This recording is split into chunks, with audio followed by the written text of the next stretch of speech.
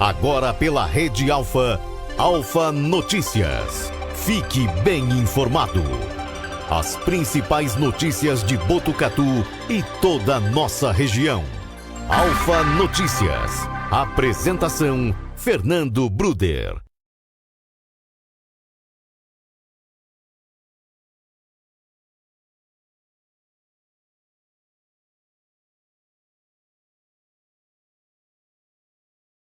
Estamos aí ao vivo pela TV Alfa, canal 8, Net Claro Botucatu, também através do sistema de frequência modulada para toda a cidade de Botucatu, através aí dos 87,5. Lembrando aí que o Alfa Notícias é um jornal participativo, onde você dá a tua opinião, onde você participa através do nosso WhatsApp, que é o 14 até às 10 horas da manhã. Alfa Notícias no ar. Alfa Notícias, o seu informativo diário, aqui pela Rede Alfa de Comunicação. Bom, eu sou o Fernando Bruder, sigo com vocês aqui até às 10 da manhã, falar ao meio-dia, não só até às 10 da manhã, com as principais notícias de Botucatu e também de toda a nossa região. À minha frente estão eles, Regis Valé e Júlia Bruder. Queria hoje, primeiramente, o bom dia aveludado do nosso companheiro Regis Valé. Bom dia, Regis. O homem do tempo. O microfone? Ele está desligado? Júlia? Oi, bom dia, Fernando. A Júlia está ok. Regis, muda. Minha voz é aveludada. Não, aí não é bom assim a gente também ir para esse lado. Regis, muda de lugar, por favor. Eu fiquei com inveja, Regis. Mas bom dia você que está nos acompanhando aqui, a transmissão da Rádio Alfa, aqui o portal Alfa Notícias, né? E vamos trazer aí bastante polêmicas aí para discutir hoje. Muito bem, agora sim a voz de Regis Valé. Bom dia, Regis. Bom dia, Fernando, bom dia, Júlia, bom dia a todos que nos acompanham. Começando mais um dia, uma quarta-feira, já pela manhã, calor que está fritando o ovo no asfalto, né? Muito bem, falando em fritando o ovo no asfalto, Regis, qual que é a previsão para hoje? A previsão é de 33 a máxima, de 21 a mínima, e não chove.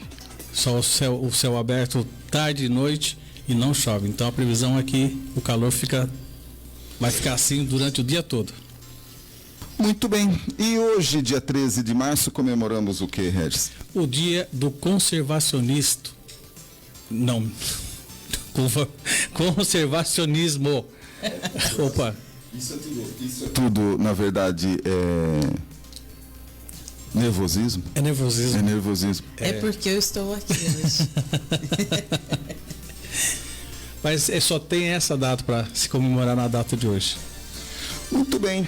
Júlia Bruder, se você tem alguma demanda em teu bairro, entre em contato conosco, né? Sim, entre em contato conosco. A nossa equipe de jornalismo estará analisando a sua demanda e indo aí até o seu bairro, avaliando, né, as possibilidades aí do que nós podemos auxiliar junto ao poder público ou às empresas, né?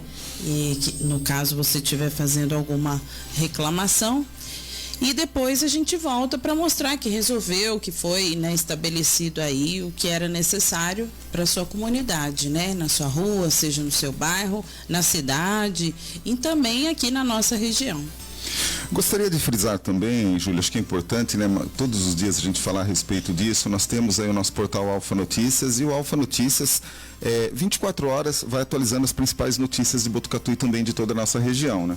Com certeza, né? Nós estamos aqui na região da Cuesta, então as notícias da Cuesta estarão aqui no Alfa Notícias.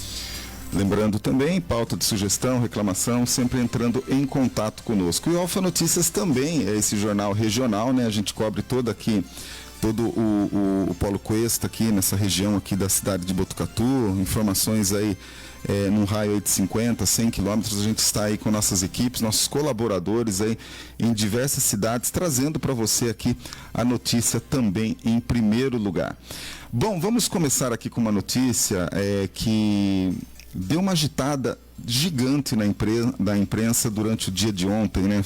Aconteceu lá no Rio de Janeiro, um homem armado faz 17 reféns em ônibus da rodoviária, né? Um criminoso invadiu aí esse ônibus da Aviação Sampaio na rodovia da rodoviária do Rio, no centro, e fez aí 17 reféns, incluindo crianças, idosos, e inclusive teve disparos aí na tarde dessa terça-feira, dia 12. Uma equipe do Batalhão de Operações Especiais, o BOP, da Polícia Militar, foi acionada para a ocorrência. A área foi isolada e um negociador chegou ao local para tentar fazer contato com o sequestrador. Por volta das 17 horas, o criminoso fez mais 2 disparos, dessa vez contra agentes do BOP. Nenhum agente se feriu, não se sabe a motivação do sequestro. Segundo a polícia, 2 pessoas foram baleadas, uma das vítimas levou 3 tiros e foi encaminhada aí para o Hospital Souza Aguiar. O homem identificado como Bruno Lima de Costa Soares, de 34 anos, foi atingido no tórax e no abdômen. Ele foi encaminhado à cirurgia e, segundo o hospital, corre risco de vida. Corre risco, na verdade, de morrer, né? A segunda pessoa ferida foi atendida inicialmente por um posto médico da própria rodoviária e não havia sido identificada até a última atualização da reportagem na data de ontem. O objetivo dos negociadores era fazer com que o sequestrador se entregasse e os reféns pudessem ser liberados. Uma passageira disse que o ônibus aí percorreu 500 metros quando o ar-condicionado quebrou. O motorista decidiu então retornar ao terminal para fazer o reparo. Já na rodoviária, alguns passageiros decidiram descer porque estava muito quente. Foi quando o sequestrador, que segundo ela já estava no veículo, fez aí os disparos.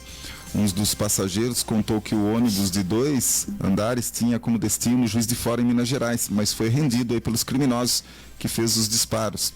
Os tiros atingiram aí o Bruno. 37 pessoas compraram passagens para o Juiz de Fora, mas não sabe quantas chegaram a embarcar. Uma equipe do Corpo de Bombeiros foi acionada às 15 horas e todas as lojas do terminal foram esvaziadas e várias ruas da região também foram interditadas. Eu consegui ver as imagens da rendição do rapaz, um rapaz jovem realmente, e a impressão que eu tenho é que não foi o motivo principal dele fazer um sequestro naquele momento. Talvez fosse uma questão de um roubo, talvez aí essa questão do ar-condicionado e ter voltado, ele pode ter pensado que descobriram ali o plano de assalto, possivelmente que poderia acontecer, e foi uma série de questões ali que, pelo que eu entendi ali na sequência das imagens, foi o que deu de errado. A polícia civil agora entra, né, para entender a logística de tudo isso, para poder aí realmente solucionar essa questão, né? Fato é que agora, com uma questão do status desse crime virar para sequestro, a penalidade dele pode ser muito maior do que, vamos supor que fosse um roubo, né, Júlia? De todo jeito aconteceu, né, um crime, pessoas, né, feridas, e foi uma situação bastante tensa, né, bastante complicada. E isso, infelizmente, acontece nas estradas, né? O que mais assustou foi o que aconteceu dentro da própria rodoviária, né? Isso realmente é um fato que chama a atenção e já fazem assim um bom tempo, né, Regis, que não tem esse tipo de situação com relação a ônibus, sequestro de ônibus, né? Teve alguns já que ficaram muito famosos na mídia, né? Mas isso, e ultimamente não tem tido esse tipo de crime por lá, né? Não, porque o que acontece é que a segurança lá, com relação à segurança, é muito forte, né? E segundo uma outra versão desses sequestradores é que eles estavam fugindo de uma facção que ele havia brigado antes, e eles estavam atrás desse sequestrador. Foi quando ele entrou no ônibus, o ônibus saiu e precisou parar. Aí ele achou que a polícia já estava abordando esse ônibus. Quer dizer, é uma das desculpas, talvez, né? Não sei se foi essa realmente a razão dele ter sequestrado o ônibus. É complicado, e a gente tem que estar sempre atento a essa situação, né? Entender todo o entorno, entender todos os detalhes que acontecem nisso, né?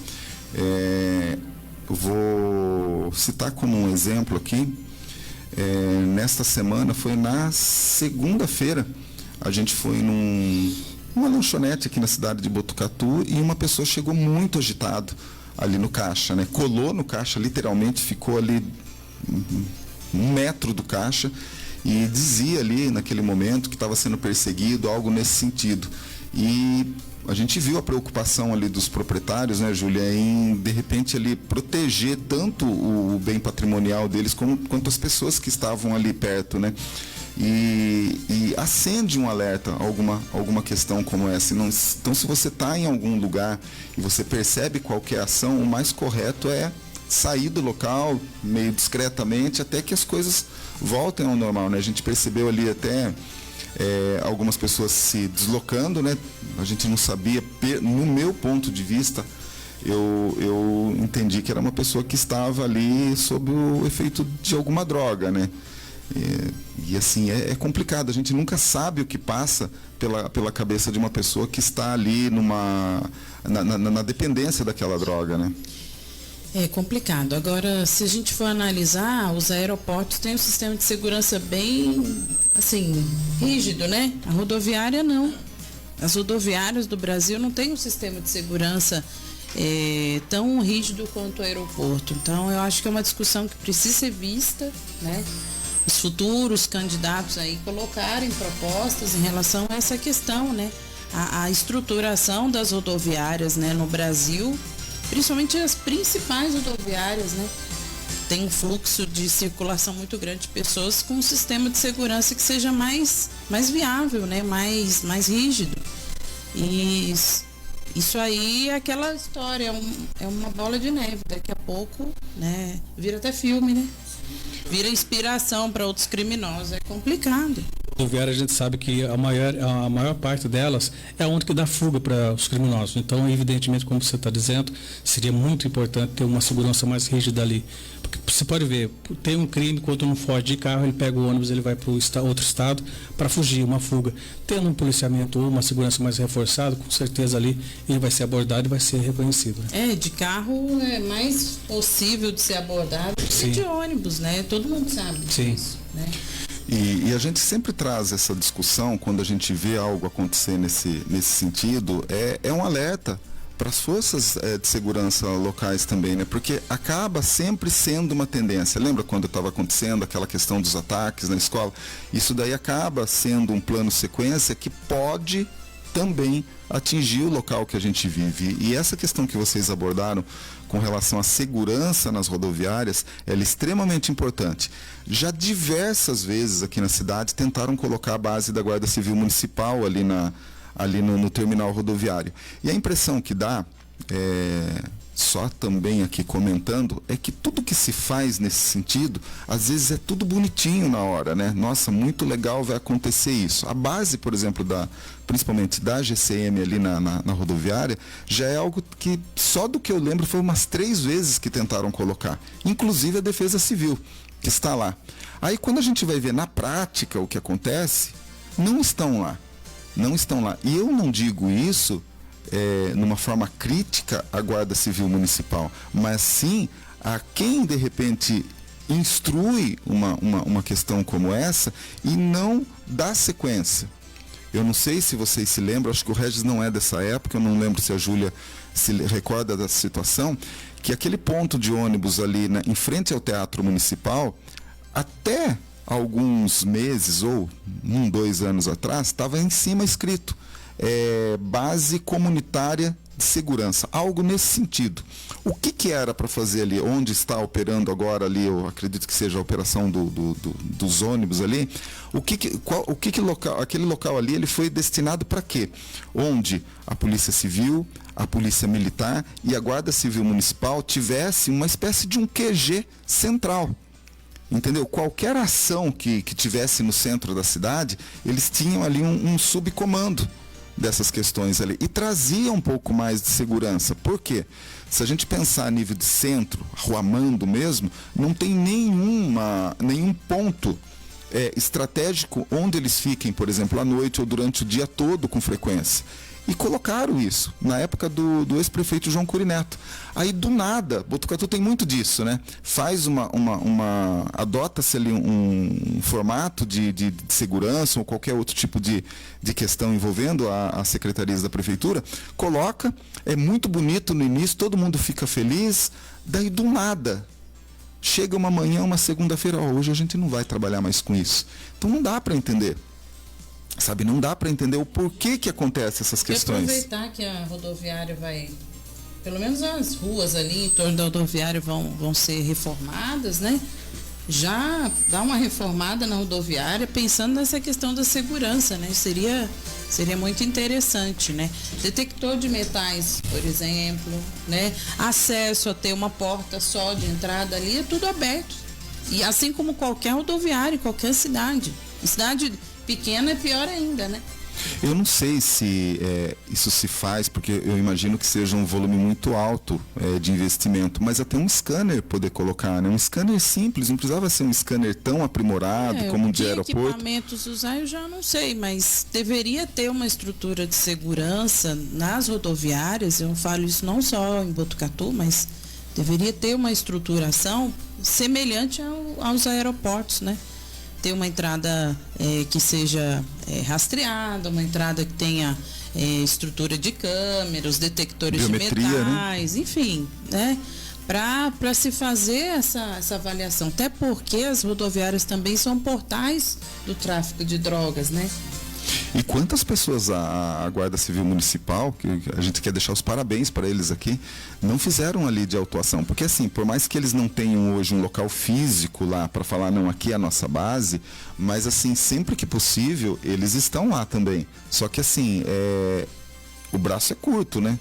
Para atender toda essa demanda. E são lugares que a gente precisava de ter um policiamento constante.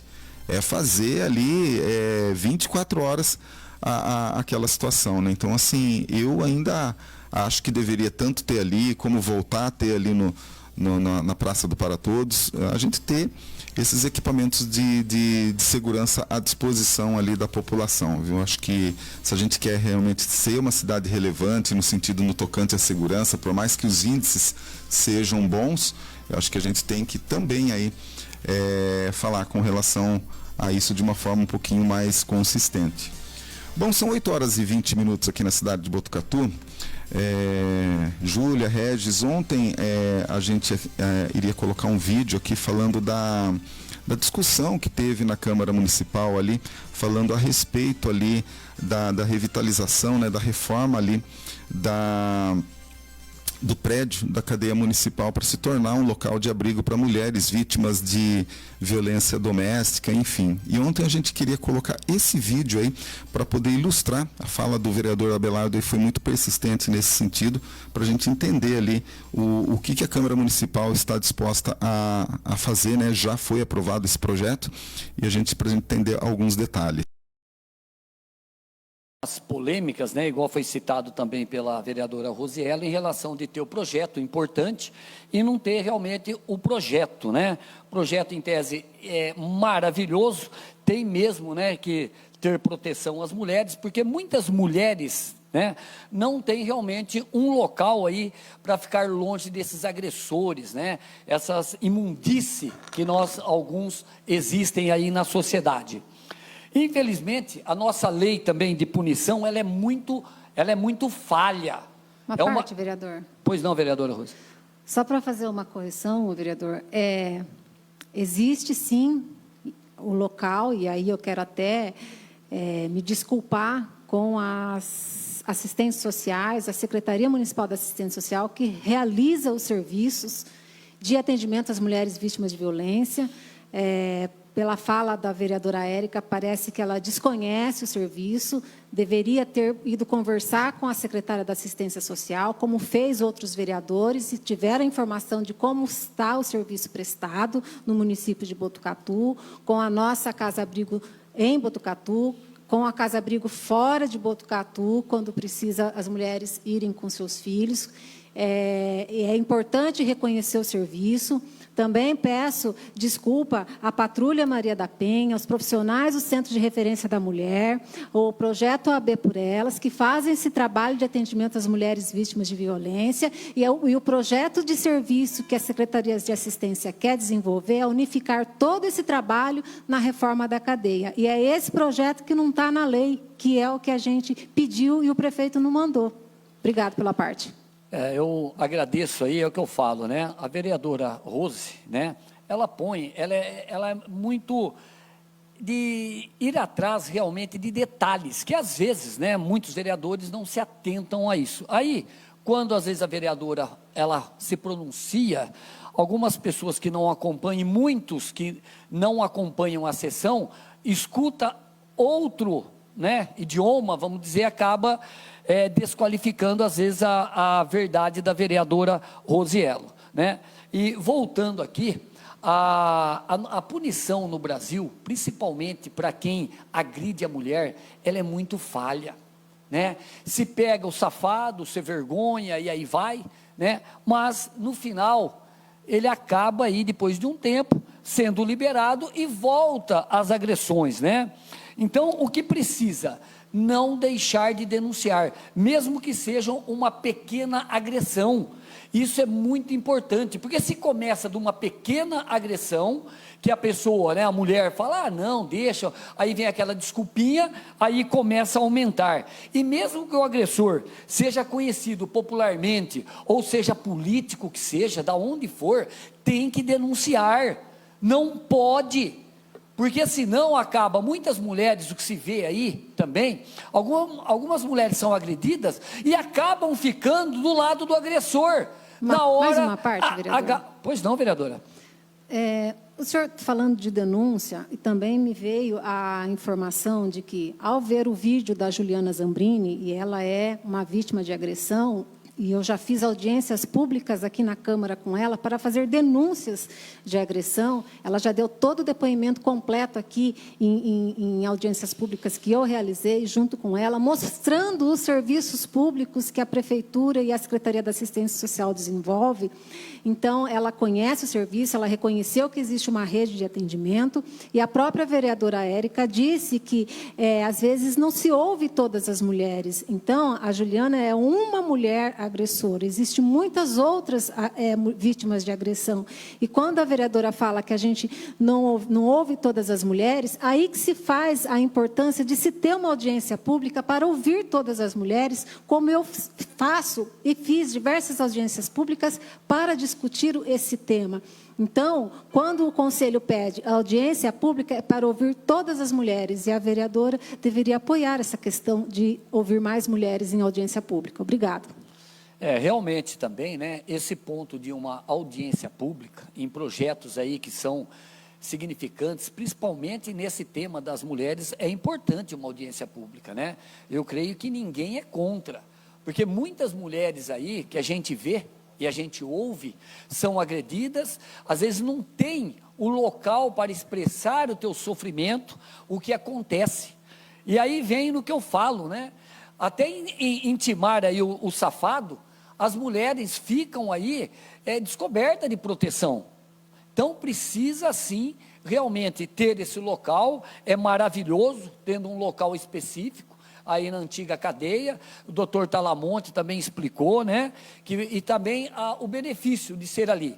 Vai ser um local que tem outra delegacia ali, vai estar ali rodeado de policiais. Então, o agressor, ele vai pensar vereador, muito na hora de ir atrás de quem está ali protegida. Pois não, vereador? Só, vereador, está com a palavra, não é permitido dar partes sucessivas. A última vez, vereador, obrigado pela parte. Nesse sentido, em relação à reforma da cadeia, é muito importante que nós, vereadores, e a população soubesse qual seria essa reforma. E a gente vai votar um projeto de autorização de convênio que a planta da reforma não está no projeto. Então, a gente não sabe que reforma que é essa. Qual que vai ser essa melhoria? Porque eu gostaria de saber que será um espaço maravilhoso, como o vereador Laudo falou que será, mas não tem a planta para a gente saber. Então, a gente não tem esse reconhecimento. Quando o jornalista da TV falou que precisava, então, que se faça as correções e observações no projeto de lei que foi adiado, não foi feito, não veio a planta, e o plano de trabalho da assistência social não foi anexado, ou seja, não foi feitas as correções e observações para a gente votar tranquilamente esse convênio. Realmente, aí, se for analisar, né, o plano aí que devia ser aí incluído da assistência social tinha que estar aí também presente. Mas a gente vê, né, que é uma verba que, infelizmente, com algumas falhas aí citadas pela vereadora, que eu até entendo, né, e espero que amanhã, né, quem não ouviu a sessão da Câmara, não entre no que possam querer passar ao contrário do pensamento. E essa verba, embora isso, ela precisa vir, é muito importante. Eu espero também que, mesmo não tendo esse projeto, né, seja feito realmente algo magnífico às mulheres. Porque, salientando, muitas não têm para onde ir e precisa desse local, urgente. Mas o que nós precisamos também, além disso, é bater no quê? Na tecla de mudar a lei, de punir severamente, né? Tanto quem agride, né, ou quanto a pessoa que maltrata uma mulher, né? E aqueles ainda que matam, chegam a matar uma mulher, infelizmente no Brasil não tem pena de morte, né? Infelizmente, eu sou a favor, né? A pessoa matou, seja a mulher agredida ou não, pena de morte. Porque senão o safado, né, ele vai pegar lá tantos anos, aí pega um advogado maravilhoso, foi a primeira vez daqui, cumpre uma parte e está solto. E aquela mulher, né, ela perdeu a vida e acabou com a família.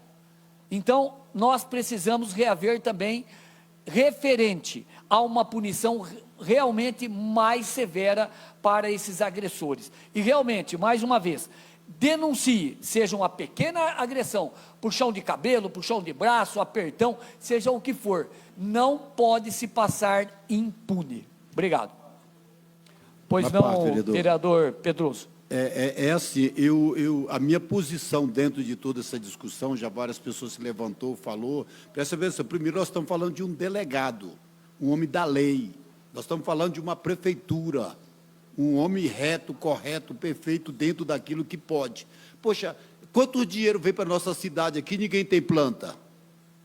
Para aí, eu vejo pedindo para deputado, que deputado não pede planta, gente. O dinheiro está vindo do Estado, por amor de Deus, é o nosso delegado, é um homem de Deus, é um homem maravilhoso, um homem que sabe o que quer realizar, é o benefício. Poxa, a gente tem que votar e parar com essa discussão, coisa que não leva para lugar nenhum, gente. É lei, o homem é o homem da lei, por que ele vai fazer uma coisa errada? Só para fazer um adendo, ninguém é contra o doutor Talamonte, viu, Pedroso? Ninguém é contra, apenas falando que poderia ter um projeto. E quando a gente pede uma verba parlamentar, vereador, a gente tem sim que entregar o projeto, porque senão não vem o projeto. A gente pode fazer o pedido, mas quando sai, né, para vir a verba, você precisa ter específico, tudo certinho, você precisa ter fazer uma pesquisa, onde vai ser gasto, como vai ser gasto, precisa sim. Parabéns ao doutor Talamonte, né, para não ficar aqui, nada contra ele, a gente sabe o trabalho do doutor Talamonte, né, maravilhoso em defender as mulheres. No entanto, eu estou falando aqui, quando tem que ter punição severa, não é falta da polícia fazer o teu trabalho, né? A polícia faz em geral, mas a lei num todo acaba beneficiando os vagabundos, infelizmente. Por isso que eu repito aqui, casos aí extremos, eu sou a favor de pena de morte, porque o cara que ele mata, por exemplo, repito aqui, uma mulher nesse caso, né? Que ele pegue 30 anos, vamos dizer assim, ele vai pegar, repetindo, um advogado bom, vai ficar lá um tempo, alguns anos, e depois sai em liberdade. Então, parabéns ao projeto, e a gente aguarda, claro, né, que embora algumas polêmicas, seja sim aprovado. Bom, a discussão foi complexa nesse sentido. O que a gente vê aí é que quando levam alguma questão para a Câmara a votar, às vezes não leva de uma forma mais consistente. Olha, o que está se votando naquele momento? Vamos votar a questão da captação de verbas? Vamos. Tem a planta? O que vai ser feito com o local? Porque como que os vereadores vão acabar votando às escuras uma situação que, na verdade, nem eles sabem o que vai ser feito lá? Porque assim, o meu receio é de repente, a gente se tratando de um local que foi uma cadeia, falar, não, vamos fazer uma reforma lá e darem realmente um tapa na pintura e aquele lugar não ter uma revitalização. Aí é um ponto até que ontem eu, de certa forma, critiquei se aquele era o melhor local, se aquele era o local adequado para fazer uma situação como essa.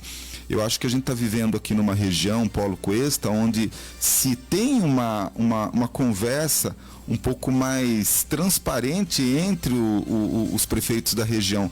Que tal, de repente, olha, Botucatu vai colocar o centro lá em Itatinga. Já evita Itatinga, coloca o centro aqui, pelo menos tira das proximidades da família e do agressor aquela situação. Talvez isso fosse um ponto positivo, ou até mesmo o ponto de vista que eu coloquei ontem, de colocar uma casa comum, uma casa espaçosa, uma casa boa, onde pudesse ter o abrigo dessas pessoas, poderia sem problema nenhum falar o local que é e colocar uma pessoa da Guarda Civil Municipal, de repente até mesmo uma mulher, para poder fazer ali a escolta, a proteção dessas mulheres. O que não pode agora chegar, no meu ponto de vista, é deixar praticamente a mulher quase num sistema prisional e o bandido fora, livre, leve, solto. Isso daí eu não concordo. A questão da escolha, primeiro acho que é a escolha do lugar, né?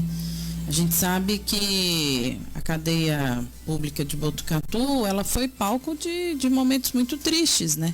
E por décadas, né?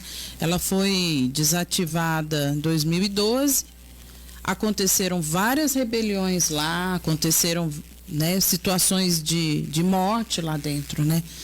Então, não sei se é o melhor lugar para acolher mulheres que são vítimas de violência, né? Já começa por aí. Agora, eu acho que o questionamento da vereadora Rose e do vereador Abelardo foi pertinente, sim, porque foi divulgado na imprensa uma planta que também não tem uma explicação de metragem, né, da função de cada sala. A gente tem um desenho, isso foi divulgado na imprensa, não estava anexado no projeto, no processo que estava tramitando na Câmara, então foi uma falha. Porque, como o Fernando falou, ir lá dar um tapa, pintar, tirar as celas e colocar uma porta de vidro é muito fácil, muito simples, né? E qual função terão cada sala? Que profissionais vão atuar ali? Pelo menos uma base de como vai ser organizado aquele espaço deveria estar constando nessa discussão, né? Mas o que a gente sabe é que foi aprovado, a verba é de 1 milhão, né, nesse convênio entre o município e o estado, e vai ser lá mesmo. Sim. Né? O que a gente sabe é que vão ser 3 quartos com 2 camas. A gente não sabe se é o suficiente. 3 quartos. 3 quartos com 2 camas. A gente não sabe se vai ser o suficiente, até porque tem aumentado muito. O número é muito grande, né? As crianças vão poder acompanhar a mãe ou é só a mulher? E tem, me parece que 3 salas que vão servir como atendimento individual ali, como consultórios, parece isso. 2 espaços administrativos e uma área, parece um anfiteatrozinho, um auditóriozinho. E tem um local também para refeição. É só, né? E é lógico, como o Pedroso falou, é necessário que venha a verba, mas a gente precisa saber como vai ser gasto. É isso que a Rose está questionando, né? A gente sabe de todo o esforço que a secretária de Assistência Social tem feito em relação a isso em Botucatu. A gente sabe das equipes que já estão ativas nesse sentido. Existem melhorias para se fazer? Sim, como qualquer implantação de qualquer projeto, de qualquer iniciativa. Até porque algumas situações estão sendo revistas e até feito parcerias com as ONGs para que se tenha uma estruturação melhor dessa assistência. Então, Eu parabenizo, né, toda a equipe, tanto da assistência social, quanto das ONGs, que têm colocado esse tema como pauta, estão se esforçando para dar o melhor que podem, mas a gente precisa avançar muito mais, com certeza, né, Regis? Sim, uma coisa que é importante é saber realmente como vai ser com relação aos filhos, se vão poder acompanhar ali, se vão ficar em algum ponto, porque com certeza a mãe não vai querer ficar longe, e nem o filho longe dela. Então existe um projeto, mas esse projeto ainda não está totalmente detalhado. Existem falhas ainda, ou seja, não falha, mas falta de comunicação de algum ponto, né? E é importante porque a gente sabe que em Botucatu são várias mulheres, né, que sofrem violência doméstica e até mesmo estão ali participando do centro de referência à mulher. Mas a assistência social, ela tem um trabalho junto com a psicóloga, que vai trabalhar junto com as mulheres, e a possibilidade desse marido agressor ser preso é quase neutro, né? Não tem essa possibilidade. Então ela vai ter que ficar, elas vão ter que ficar dentro desse lugar que a gente conhece, que é um lugar, por mais que seja melhorado esteticamente, não vai ser. É a antiga cadeia. Ali, como você já falou, em 98 teve, né, uma rebelião muito pesada que ficou marcada para a época, e tem aquele aspecto, né, ruim, né? Eu não sei se isso colabora para a melhoria. Simbolicamente fica esse estigma, né? Sim, eu fui vítima, agora eu estou dentro da cadeia. Quem tô preso sou eu, né? Então, são coisas que a gente precisa sim questionar, precisa pensar. Não é só fazer, né? O como vai ser feito, né? Inclusive a Casa Abrigo também pode receber, como o Fernando falou, pessoas de outras cidades aqui da região, sim, né? Então, será que vai ser suficiente esse espaço, né? Quase todo final de semana a gente vê, na segunda-feira a gente fala aqui, tem uma agressão de violência doméstica. Pode acontecer de estar ali duas mulheres e os filhos e ocupar já o espaço, né? Então, sim, são coisas que a gente precisava ser mais esclarecido, né? E eu concordo com a Rose em questionar isso. Ela foi a única que se absteve na votação ontem, justamente por não ter claras, né, os questionamentos a respeito da estruturação desse projeto, né, do projeto arquitetônico do espaço. É entender o que vai ser, né, vai ser colocado, vai ser aprovado. Então você tem que entender. Isso não quer dizer que ela é contra o projeto. Lógico que não. Mas ela quer mais esclarecimentos, mas infelizmente aí não foi totalmente esclarecido e foi votado, né? Aí pressionado aí pela situação, né? Mas vamos aguardar aí o que vai ser feito, quando vai iniciar esse projeto. Também a gente não sabe se essa reforma vai acontecer esse ano, por ser um ano eleitoral, ou se isso também vai ficar de herança aí para o próximo prefeito, né? 8h40 aqui na cidade de Botucatu. A gente vai sair para um rápido intervalo e a gente já volta com mais informações aqui no Alfa Notícias. Você está acompanhando Alfa Notícias. Voltamos em instantes. Alfa Notícias. Apresentação: Fernando Bruder. No Brasil, milhões de pessoas que precisam não têm acesso a absorventes. Vamos mudar esse ciclo? Programa Dignidade Menstrual. Se você recebe até R$ 218 por mês, agora é possível ter acesso a absorventes gratuitos no Farmácia Popular. Basta ter CPF, cadastro no Cade Único e gov.br e emitir autorização no Meu SUS Digital. Programa Dignidade Menstrual. Um ciclo de respeito. Ministério da Saúde. Brasil. União e Reconstrução. Nunca imaginei que iríamos passar por isso. O meu filho, num momento tão delicado, necessitando de doações de sangue para viver. Graças ao sangue doado, meu filho está aqui, vivo. A sua generosidade salvou a vida do nosso filho. Para todos vocês que doam sangue, muito obrigado. Quando você doa sangue, ajuda a salvar muitas vidas. Doe sangue regularmente. Procure o Hemocentro mais próximo. Ministério da Saúde. Brasil, União e Reconstrução. Governo Federal.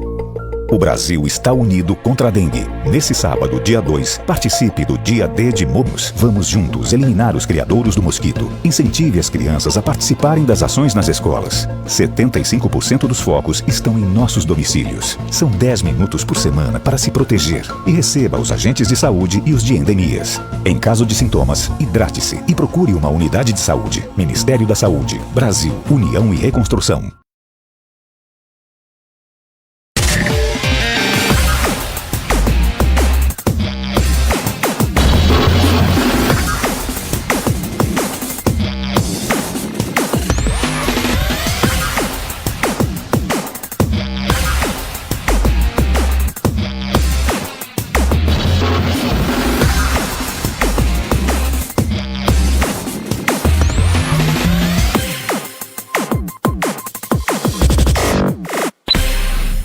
Estamos de volta. Alfa Notícias. Alfa Notícias. Apresentação: Fernando Bruder. Bom, voltamos com Alfa Notícias aqui pela Rede Alfa de Comunicação. Queria mandar um abraço pro pessoal que está participando aqui na nossa live. O Vinícius Souza Rodrigues Alves, mandando um ótimo dia a todos. Lembrando que o Vinícius, daqui a pouquinho aqui, tem o Alfa Resenha, ele e o Cacau Arbex, com as principais notícias do esporte pelo Brasil e pelo mundo. Também o José Luiz Vieira participando com a gente, e a Juliana Gomes, a nossa colunista, também aqui mandando seu bom dia. O Vieira, ele fala assim: bom dia, senhores jornalistas e família, saúde, sucesso, sempre nas graças de Deus, o Pai Todo-Poderoso. Com todo respeito, já ouviram falar da Lei da Proteção do Entorno das Ferrovias? Já foi aprovada, sancionada pelo município de São José do Rio Preto. Vieira, vamos convidar o Vieira para bater um papo aqui com a gente, falar dessa questão, o que está acontecendo com essa situação aqui na cidade de Botucatu, né? Parece que teve uma movimentação aí na semana passada com relação a essa questão. Vieira, já está feito o convite, ele com certeza está aí nos acompanhando no Facebook ainda, e a gente vai marcar esse bate-papo aí possivelmente aí para a semana que vem aqui no Alfa Notícias. Obrigado aí pela participação, e tendo alguma demanda em teu bairro aí, pode enviar através dos nossos comentários nas nossas lives no Facebook, no YouTube, também aí pelo nosso WhatsApp, que é o 14 99661 6411. Bom, uma ocorrência, né, na cidade de São Manuel. A Guarda Civil Municipal de São Manuel encontra um veículo furtado na cidade de Botucatu. Isso aconteceu aí na última sexta-feira, dia 8, uma equipe da Guarda Civil de São Manuel, compostas pelos GCM Braga, Medeiros e Coutinho, após receber aí uma denúncia anônima, localizou o veículo Gol de cor vinho que tinha sido furtado aqui no município de Botucatu. O referido veículo encontrava-se em uma área de mata de difícil acesso, próximo à Aparecidinha de São Manuel. Foi acionada aí a delegacia de polícia de São Manuel, que entrou em contato com a vítima para proceder à entrega do referido veículo. A Polícia Civil realizará investigações para apurar aí a autoria do crime. E a gente viu aí as fotos enviadas aí pela GCM ali da cidade de São Manuel. O veículo já estava ali sendo depenado, né, já sem as rodas, mas pelo menos ali conseguiram aí resgatar e pegar esse veículo novamente aí e entregá-lo aí aos proprietários. Uma coisa que me chama a atenção, aqui na cidade de Botucatu, não tem vindo muito essas notificações para a gente aí da Polícia Civil, mas muitos veículos, e coincidentemente eu digo em torno de 3 veículos aí da marca Gol estavam sido roubados, e alguns tinham sido aí devolvido aos seus donos, né? É o mesmo modus operandi, onde eles pegam o veículo e levam ele até uma mata fechada para fazer aí o serviço, né? O famoso depenar o carro, né? Eles fazem muito isso. E é uma coisa que chama muita atenção. A impressão que dá é que existe alguma quadrilha, já que está meio especializada. Quando a gente fala em Gol, né, é o substituto do Fusquinha de antigamente, né? Onde você pega peças do veículo Gol e tem um enorme comércio aí, né? Nesse comércio clandestino, em lojas clandestinas que acabam vendendo as peças desses carros, né, Regis? E uma coisa que é importante, Fernando, que eu não sei como que a polícia trabalha, mas essas pessoas que recebem, né, os receptores desses produtos furtados, deveriam ter uma pena maior. Infelizmente, a gente sabe que isso não acontece, né? Nós tivemos um caso aqui em Botucatu, onde foi furtado alguns produtos e foi vendido para esse pessoal aí que vende, né? Aonde ele chegou na delegacia, prestou o depoimento e foi solto, né? Não foram presos essas pessoas. Eu acho que é um crime que tem que ser também, pelo menos aí ficar um mês, né? Aí na cadeia para sentir um pouco. Porque se existe quem roube ou furte, porque tem quem compre. Tendo essas pessoas que compram, ele vai ter ali seu trabalho desenvolvendo, né? Ou seja, furtando mais carros ou roubando alguma coisa. Então eu acho que deve ser muito mais penalizada essas pessoas que recebem, né? Que compram, os receptores que compram esses produtos furtados. Aí quando a gente imagina que é só roubo de carro, não. Botucatu também tem roubo de laranja. É isso mesmo? Polícia Civil recupera laranjas furtadas e doa para instituições de Botucatu. Essa operação policial aconteceu na última terça-feira, dia 12, né? Ontem, pelos policiais civis da DIG de Botucatu, relativo ao crime de furto registrado, um boletim de ocorrência. O furto aí de aproximados 200 sacos de laranja do pomar aí da vítima, com um prejuízo aí de R$10 mil. Com o trabalho de investigação foi possível identificar os criminosos. Com o indiciado foram localizados aí 24 sacas de laranja, as quais aí foram, por intermediação, aí foi feito aí pelo delegado seccional Dr. Lourenço Talamonte Neto. Elas foram doadas a 3 instituições e, dentre delas, a Padre Euclides e a Ação de Cidadania. Os trabalhos de investigação foram feitos pela equipe policial, chefiadas pelo investigador da polícia, o Rogério, executadas pelo delegado de polícia, o Dr. Luiz Fernando, e coordenadas aí pelo delegado de polícia, o Dr. Geraldo Franco. O caso agora segue para o primeiro distrito, onde dará aí continuidade às investigações. Será que o proprietário das laranjas, ele fez essa doação, né? Porque automaticamente eu não sei se já estaria muito... não própria para consumo, né? Que eles destinaram a entidades, mas assim, própria para venda, né? Porque tem todo um critério, né? Agora sim, né? Será que o cidadão ali que foi indiciado, né? Ele foi com 24. Eles na verdade, roubaram, né? 200 sacos de laranja. De repente ele pode falar que as 24 sacas de laranja era para uso próprio, né? Consumo próprio. Então, às vezes...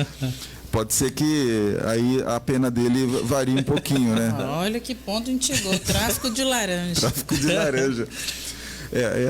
Botucatu, tá. Tem muita gente que fala que o cidadão é laranja. Esse daí já foi o contrário, né? Foi o contrário. Esse já foi totalmente contaminado pelo sistema. Esse daí já sabe como que funciona bem a situação. Regis, 8h50. Fernando, e também falando sobre segurança, sobre... um idoso morreu após levar mais de 100 picadas de abelha lá na Santa Cruz do Rio Pardo. O idoso, né, de 24, morreu na terça-feira após levar mais de 100 picadas de abelhas da área rural de Santa Cruz do Rio Pardo, conforme o serviço do atendimento móvel, né, o SAMU, informou.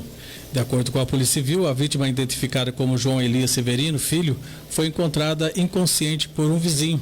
O SAMU foi acionado, mas o homem já estava morto. Suspeita é que ele tenha sofrido um choque anafilático. O homem, morador do perímetro urbano de Santa Cruz do Rio Pardo, tinha ido visitar uma propriedade da família na zona rural da cidade, na manhã de ontem, terça-feira. O corpo foi encaminhado ao Instituto Médico Legal, no IML, para exame necroscópio. Mais informações aí serão ainda apresentadas ao plantão de Santa Cruz de Rio Pardo. Bom, falando de idoso, só que indo agora para a vizinha cidade de São Manuel, o Tribunal de Justiça mantém a condenação de donos de lar de idoso clandestino, né? Ainda existem situações como essa na nossa região, né? Botucatu também foi palco disso há uns meses atrás também, e a 4ª Câmara de Direito Criminal do Tribunal de Justiça do Estado de São Paulo manteve aí nessa segunda-feira, dia 11, a decisão da primeira vara de São Manuel, proferida aí pelo juiz João Gabriel Semin Max, que condenou aí 2 pessoas por apropriação indébita e maus tratos de idosos naquele município. As penas foram fixadas em 4 meses e 10 dias de detenção e 2 anos, 2 meses e 4 dias de reclusão em regime semiaberto. Consta aí nos autos que os acusados mantinham a instituição de acolhimento para idosos clandestino sem autorização do poder público de São Manuel. No local haviam moradores que viviam trancados em acomodações insalubres, com alimentação precária e recorrentes ofensas verbais, sem a permissão para receber visitas ou se comunicar com parentes. Além disso, alguns tiveram benefício previdenciário sacado sem autorização. O relator do recurso, desembargador Euvaldo Chaib, destacou que as versões apresentadas pelos réus vão em conta aí a realidade dos fatos. Aspas, todos os depoimentos das vítimas e laudos periciais seguem uma linha única no sentido de que os réis mantinham uma verdadeira clínica clandestina ao arrepio de todas as obrigações legais e garantias contidas aí no Estatuto do Idoso. Os depoimentos demonstram que os acolhidos eram submetidos a condições precárias de alimentação e higiene, que não havia qualquer controle aí também nas medicações ou das contas do local, sendo que os cartões de alguns idosos foram entregues aos apelantes, né, que os utilizavam para as despesas gerais da casa, sem qualquer prestação de contas aos seus internos, destacou aí destacou o juiz. Os desembargadores Camilo Leles e Edilson Brandão completaram a turma de julgamento. A decisão foi unânime. A identidade dos réus não foi divulgada aí pela Justiça. Eu vejo que uma questão tão grave quanto essa e acaba aí sendo condenado a 2 anos em regime semiaberto, né? Uma coisa que poderia ser um pouquinho mais dura, né? Na verdade, a pena é de 4 meses e 10 dias no fechado e 2 anos, 2 meses e 4 dias de reclusão no semiaberto. Então, é pouca coisa. E às vezes cabe também ainda recurso, né? 4 meses no fechado, cárcere privado, né? Se a gente for analisar, eles estavam trancados. Sim. E se for analisar a somatória de cada vítima, é uma pena muito pequena, né? Mas quem sou eu para discutir? Eu não sou da área do direito, então quem sou eu para discutir? Mas é uma perplexidade imensa, né? Você vê seres humanos serem colocados numa situação como essa. Os autos contam que eles foram encontrados com acomodações insalubres, higiene precária, alimentação insuficiente. Então você imagina a situação desses idosos. Inclusive, era negligenciado até as medicações. E foi feita apropriação indébita também dos bens desses idosos, porque os cartões da Previdência estavam no poder do dono da clínica. Então, além de cárcere privado, omissão de socorro, enfim, tudo que você puder imaginar em relação à assistência de saúde, além disso, apropriação indébita, roubo. Sim, né? É proibido ficar com qualquer tipo de cartões. Você imagina uma coisa como essa. Isso ainda é muito comum dentro das instituições de longa permanência, a instituição ficar com o cartão da aposentadoria do idoso. Isso é um absurdo, né? E a família muitas vezes negligencia isso, ou às vezes se aproveita que o idoso não tem uma rede de apoio, de suporte familiar e faz esse tipo de ação, né? É lamentável que isso ainda aconteça em 2024 e ainda tão perto de nós, né? Situações que são recorrentes, né? Eu acho que não sei se existe um regramento ou uma lei para que isso aconteça, né? Porque em algumas instituições públicas também... Não existe lei, cárcere privado. Não, eu digo ficar com o cartão da vítima, né? É uma questão bem complexa também quando se diz a essa questão, né? Então a gente deveria ficar um pouquinho mais atento com esse regramento, com essas leis, para que a gente tivesse um entendimento do que é possível se fazer, né? Acho que isso não está ainda muito bem claro, né, Júlia? E assim, fala que não tinha, né, autorização do poder público para funcionamento. Então, como que esses idosos foram para lá sem ter essa autorização, sem ter uma fiscalização? É complicado, né? Bom, falando um pouquinho ainda mais sobre a cidade de São Manuel, mas mudando totalmente o foco, né? O prefeito Salário oficializa aí o apoio a Márcia Oliveira para prefeita. foi oficializado aí na última quarta-feira, dia 6, a pré-candidatura da vice-prefeita Márcia Oliveira e a prefeita de São Manuel. Foi anunciado aí como pré-candidato o vice-diretor da administração, Tássio Bertoso. O anúncio foi feito aí pelo prefeito Ricardo Salaro e por sua equipe de trabalho. A pré-candidata Márcia Oliveira ressaltou o compromisso com a continuidade do desenvolvimento da transformação de São Manuel. O pré-candidato a vice, Tassinho Bertoso, mencionou a importância da experiência e da capacidade do trabalho na chapa. Na verdade, Regis e Júlia, essa indicação ela é extremamente comum, feita aí por prefeitos em fim de mandato, que eles já porventura estiveram em 1 ou 2 mandatos, eles fazem a indicação do próximo pré-candidato à prefeitura de Botucatu, né? Muito acontece isso já no segundo mandato, né? O Salário, se não me engano, ele já está no segundo mandato também, né? Ele não pode ser reeleito e ele faz uma espécie de passar o bastão, né? É indicação. E lembrando que essas indicações, elas não têm que ser seguidas fielmente pelos eleitores. É pura e simplesmente assim, olha, eu quero me pronunciar oficialmente a respeito disso, a minha indicação é que seja esse. A gente precisa entender muito bem isso daí, porque assim, algumas pessoas são tão céticas com relação a essa questão, que fala, não, eu só vou votar em quem o prefeito indicar. Isso pode ocorrer um erro. Pode ocorrer um erro, né? Botucatu, há muitos anos atrás, já passou por situações como essa, que foi um desastre.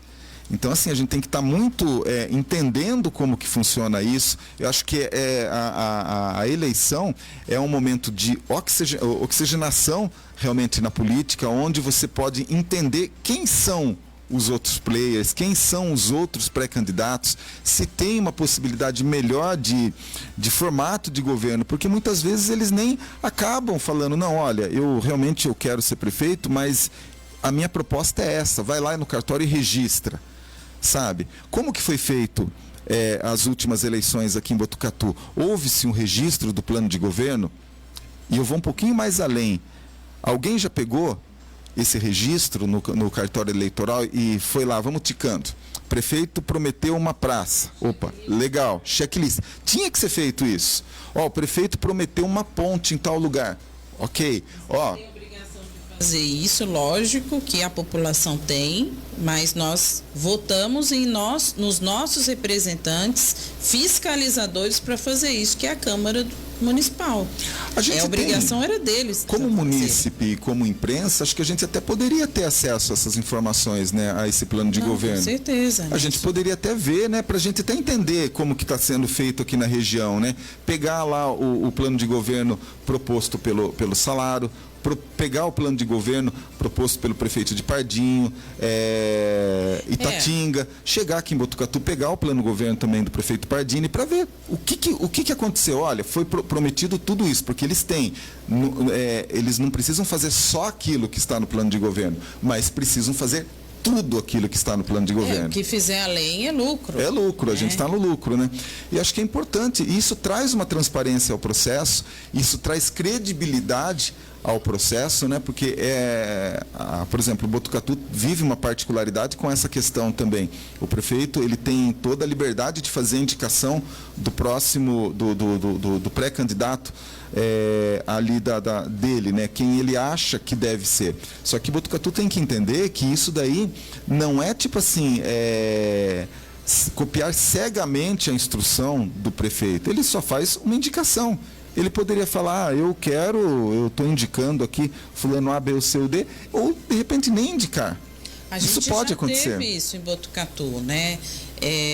O Ielo tinha uma aprovação muito alta quando ele saiu da prefeitura, lançou o seu pré-candidato, mas não ganhou.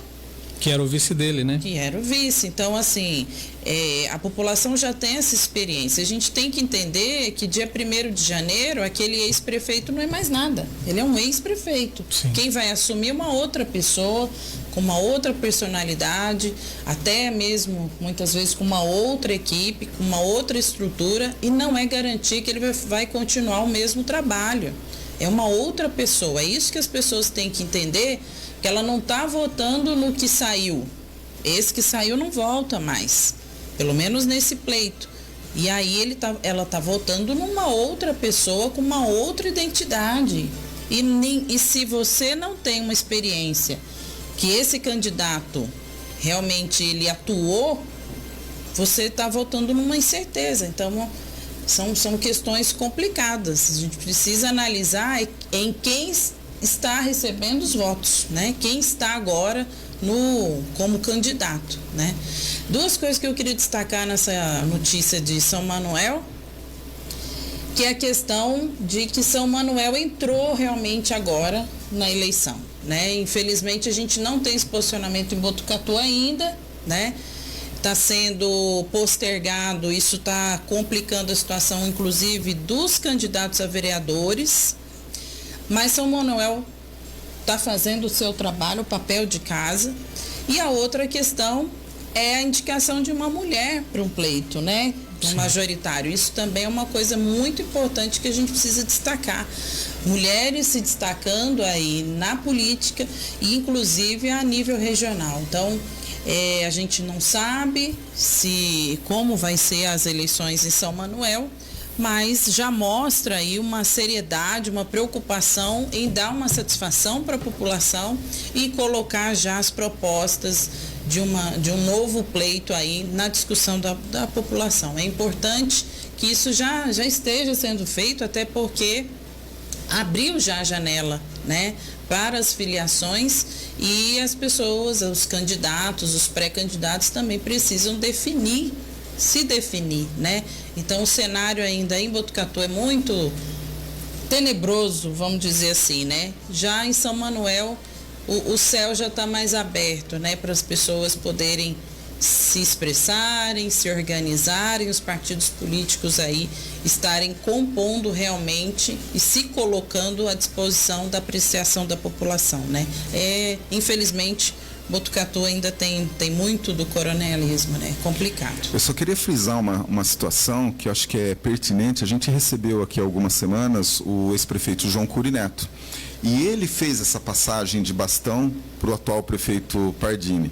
Só que o que a gente pôde identificar ali nessa passagem de bastão foi o seguinte: chegou ali dia 31 de dezembro, o ex-prefeito João Cury passou a chave na prefeitura, entregou a chave para o prefeito foi abrir dia 1º de janeiro e não devia satisfação nenhuma mais para o ex-prefeito João Cury Neto. Foi um governo que houve até mesmo um rompimento político, vamos dizer assim, na situação da administração. Ou seja, o prefeito que assume no dia 1º de janeiro, ele não deve nada mais de satisfação, de bênção, de nenhum tipo de situação com o governo anterior. Né? Que o próximo prefeito não vai ficar consultando o que saiu, né? O que eu faço agora, né? Não pode acontecer isso daí. E a gente viu que isso é tão importante, gente. Mas isso daí, Fernando, não vai acontecer agora. De repente, o prefeito Pardini pode passar o bastão para uma pessoa que seja do grupo dele, e de repente haja ali um governo de continuidade onde o próprio prefeito possa estar ali caminhando junto. Não, 1º de janeiro de 2025, salvo engano, houve uma declaração até mesmo nesse microfone aqui, que o prefeito Pardini volta para as atribuições dele na Sabesp, que ele é concursado lá, ele volta lá. Então não tem mais por que a administração dele está sendo não manipulado, porque eu não gosto dessa palavra, já foi jogado manipulado para mim, eu não gostei, então assim, estou devolvendo essa daí também, mas assim, não há mais instrução nenhuma. De repente, o próximo prefeito ligar, prefeito Pardini, está acontecendo alguma coisa aqui, onde que ficou a chave do armário? Aí tudo bem, agora não assim, olha, o que eu devo fazer aqui, eu devo aprovar esse projeto? Não, ele tem autonomia. Entendeu? Então, o próximo prefeito de Botucatu, sendo de direita, esquerda, centro, de ponta cabeça, do que for, ele tem autonomia total na prefeitura. E a gente vê essa autonomia total até no sentido dessa cordialidade de passagem de bastão não ter sido tão amigável. Porque se a gente vê no último depoimento, é só você puxar aí nas nossas redes sociais, o prefeito sentou nessa cadeira ali e ele falou o seguinte: eu estou à disposição para voltar para o município de Botucatu, porque ele pode agora. caminhar mais 4 anos numa eleição. Só que o prefeito Pardini recebeu esse bastão do ex-prefeito João Cury Neto e ele não quer devolver o bastão para o próprio João.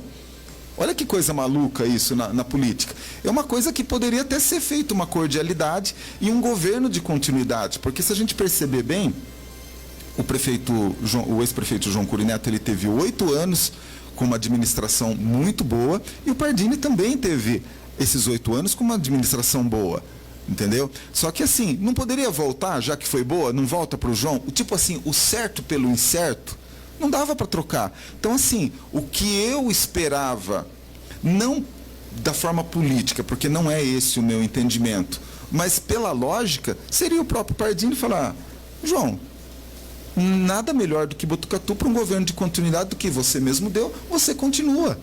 Agora, tá vendo essa questão? Como essa passagem do bastão, ela tem que ser observada pela população? Porque, de repente, assim, o próximo prefeito passa o bastão para uma pessoa que ele entenda do grupo dele, e na verdade lá na frente não é nem grupo dele nenhum mais. Entendeu? Então, assim, eu acho que o eleitor de Botucatu, ele deve estar atento aos nomes. Não quero dizer aqui que a pessoa que receber esse bastão de indicação do prefeito Pardini não seja uma pessoa boa. Não estou aqui querendo dizer. Só que eu quero que a população entenda que ela tenha liberdade de escolha para aparecer. Possivelmente aqui em Botucatu vão aparecer uns 4, 5 nomes. Ela tem que analisar quem é a pessoa e não o ex-prefeito. Exatamente. Porque não vai ter uma continuidade. Né? Ele vai deixar o cargo, vai seguir a vida dele e esse novo vai assumir. Pode ser da direita, da esquerda, e vai conduzir a prefeitura como ele acha que tem que conduzir. Sim. É isso que a população precisa entender, como também São Manuel. Se por acaso a Márcia ganhar, ela vai conduzir a prefeitura do jeito dela. Não é mais continuidade do salário. Né? Então a gente precisa analisar, conhecer bem os candidatos, né? Porque está aparecendo gente muito nova, muito experiente, gente que ainda não é conhecida da cidade, e isso é muito preocupante. As pessoas precisam saber quem realmente tem experiência política, e não só administrativa, mas política. Né? A gente precisa de pessoas que façam essa relação política.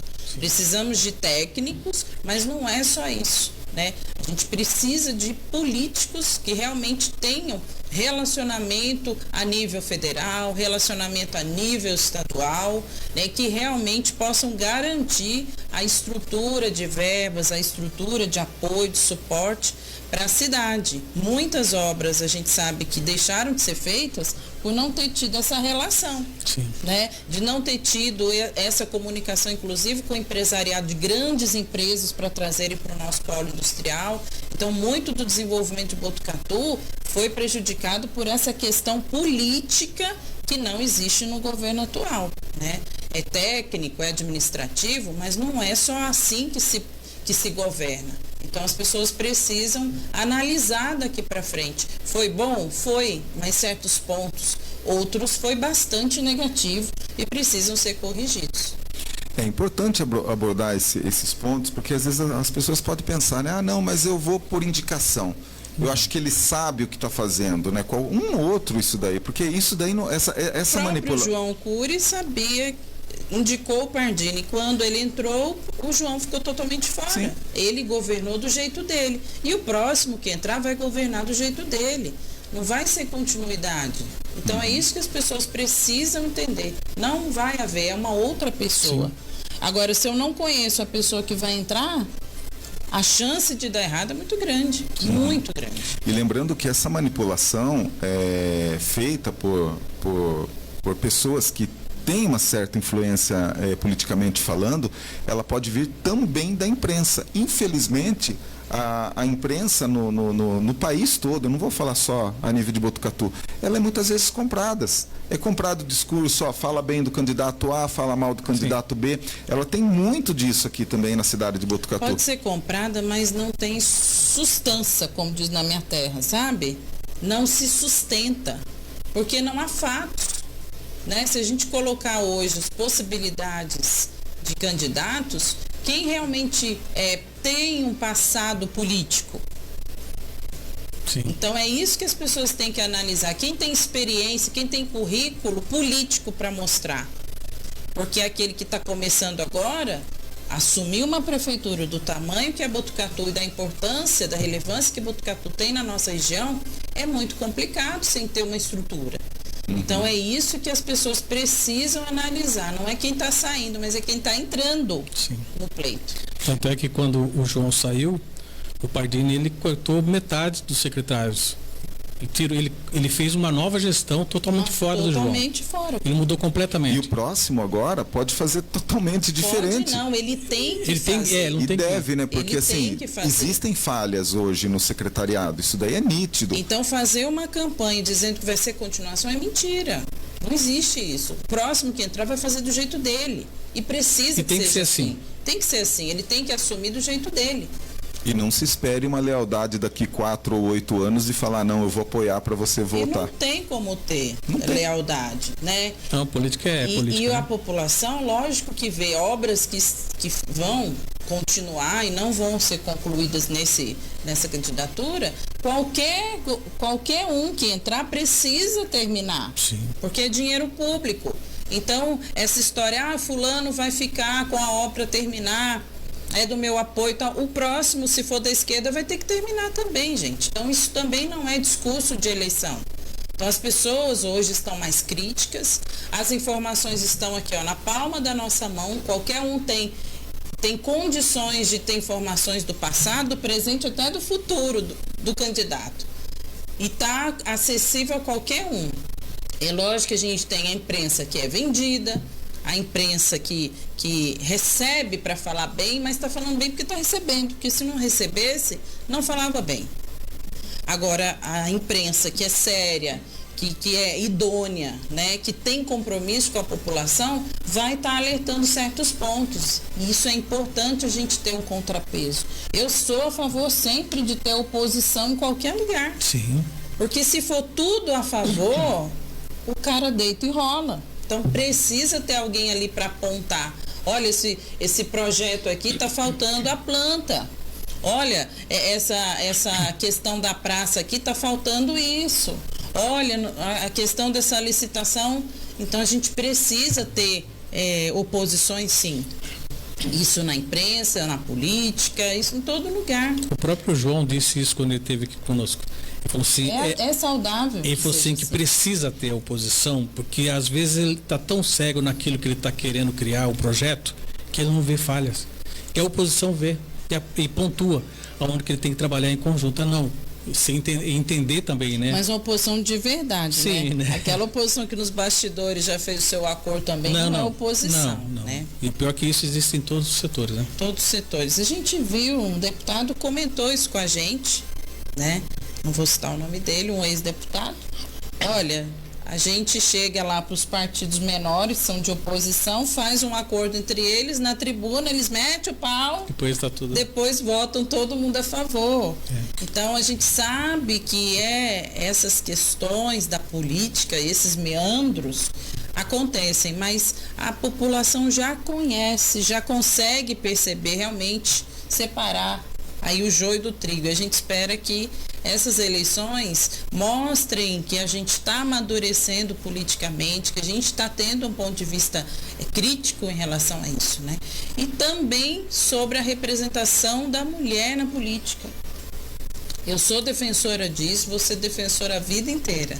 A mulher precisa assumir os espaços hoje que não tem representatividade. A gente tem que insistir em estar presente, né? Então, aí eu parabenizo a Márcia pela coragem já de ter se lançado e representando as mulheres aí na política, no cenário da nossa região. E todos os candidatos aí de São Manuel que porventura lançarem a sua pré-candidatura, entrem em contato conosco, a gente até agenda aqui um horário para a gente também entender, né? São Manuel praticamente é a nossa irmã mais nova, né? Bem pertinho daqui, muitas pessoas que são de Botucatu trabalham em São Manuel e vice-versa, principalmente vice-versa, né? Então a gente sempre quer caminhar junto com a política ali na cidade de São Manuel. Bom, agora são 9h17, a gente vai sair para um rápido intervalo e a gente já volta com mais informações. Você está acompanhando Alfa Notícias. Voltamos em instantes. Alfa Notícias. Apresentação Fernando Bruder. No Brasil, milhões de pessoas que precisam não têm acesso a absorventes. Vamos mudar esse ciclo? Programa Dignidade Menstrual. Se você recebe até R$ 218 por mês, agora é possível ter acesso a absorventes gratuitos no Farmácia Popular. Basta ter CPF, cadastro no CAD Único e gov.br e emitir autorização no Meu SUS Digital. Programa Dignidade Menstrual. Um ciclo de respeito. Ministério da Saúde, Brasil, União e Reconstrução. Nunca imaginei que iríamos passar por isso. O meu filho, num momento tão delicado, necessitando de doações de sangue para viver. Graças ao sangue doado, meu filho está aqui, vivo. A sua generosidade salvou a vida do nosso filho. Para todos vocês que doam sangue, muito obrigado. Quando você doa sangue, ajuda a salvar muitas vidas. Doe sangue regularmente. Procure o Hemocentro mais próximo. Ministério da Saúde, Brasil, União e Reconstrução, Governo Federal. O Brasil está unido contra a dengue. Nesse sábado, dia 2, participe do Dia D de Momus. Vamos juntos eliminar os criadouros do mosquito. Incentive as crianças a participarem das ações nas escolas. 75% dos focos estão em nossos domicílios. São 10 minutos por semana para se proteger. E receba os agentes de saúde e os de endemias. Em caso de sintomas, hidrate-se e procure uma unidade de saúde. Ministério da Saúde, Brasil, União e Reconstrução.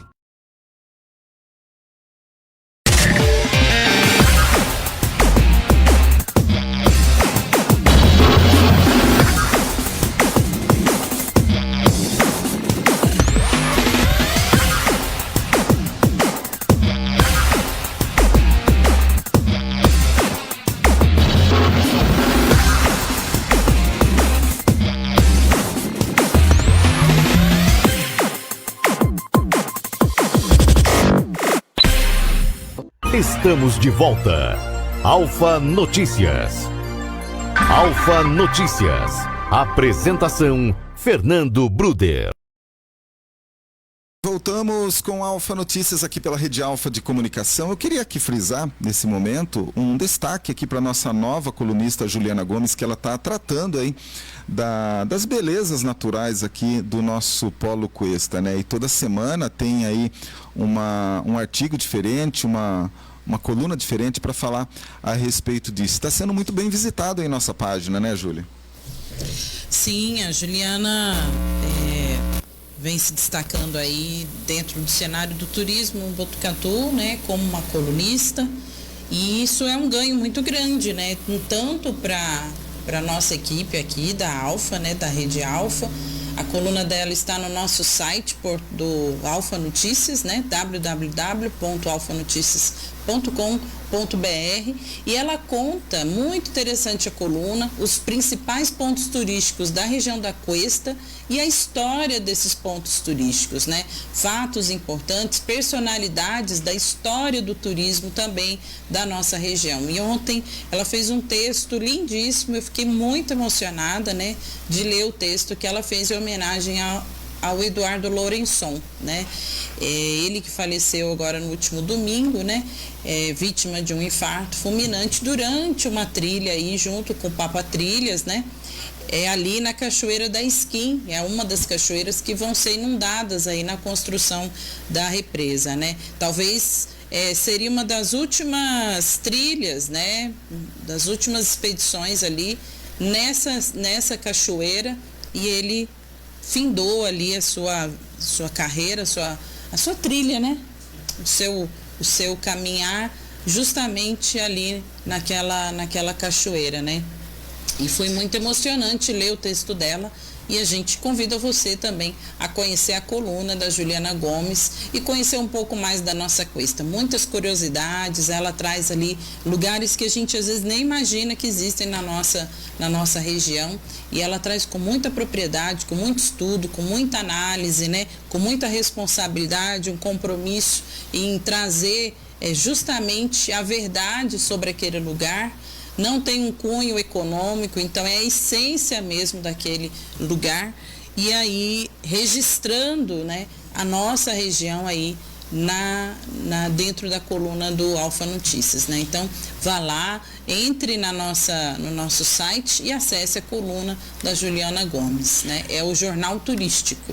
Eu queria destacar também aqui, né, que a gente está com um corpo técnico de colunistas aqui no nosso portal Alfa Notícias, né? A gente tem a participação da doutora Júlia, né? A Júlia Bruder, falando a respeito de saúde integral, está na nossa coluna.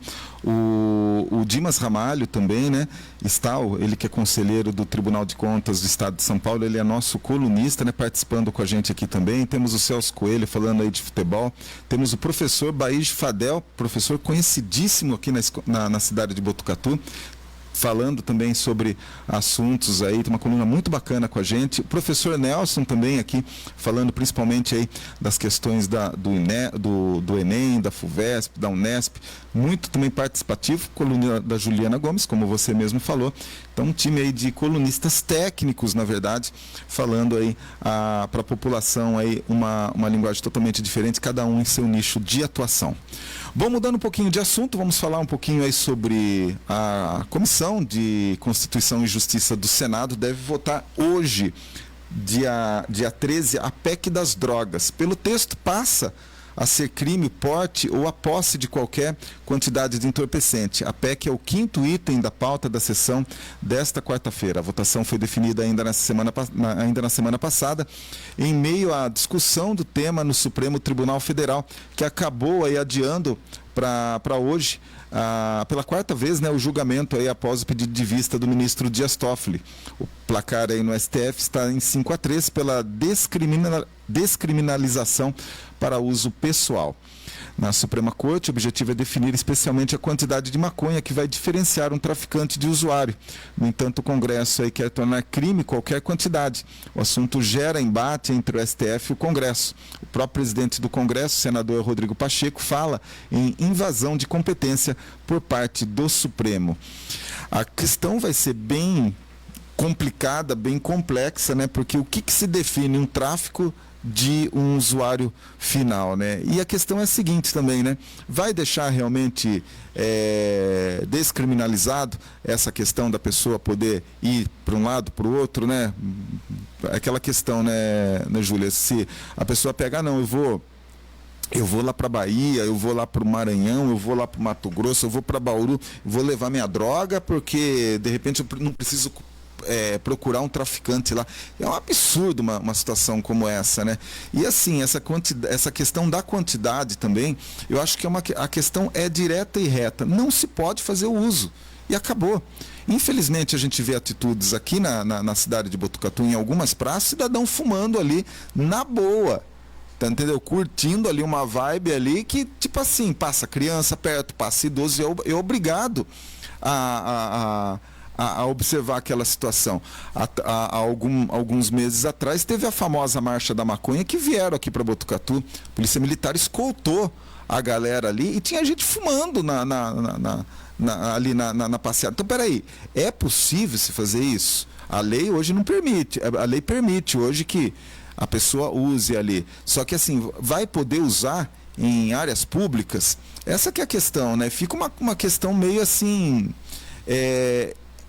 enigmática com relação a isso daí. Agora, o que eu quero entender é o seguinte: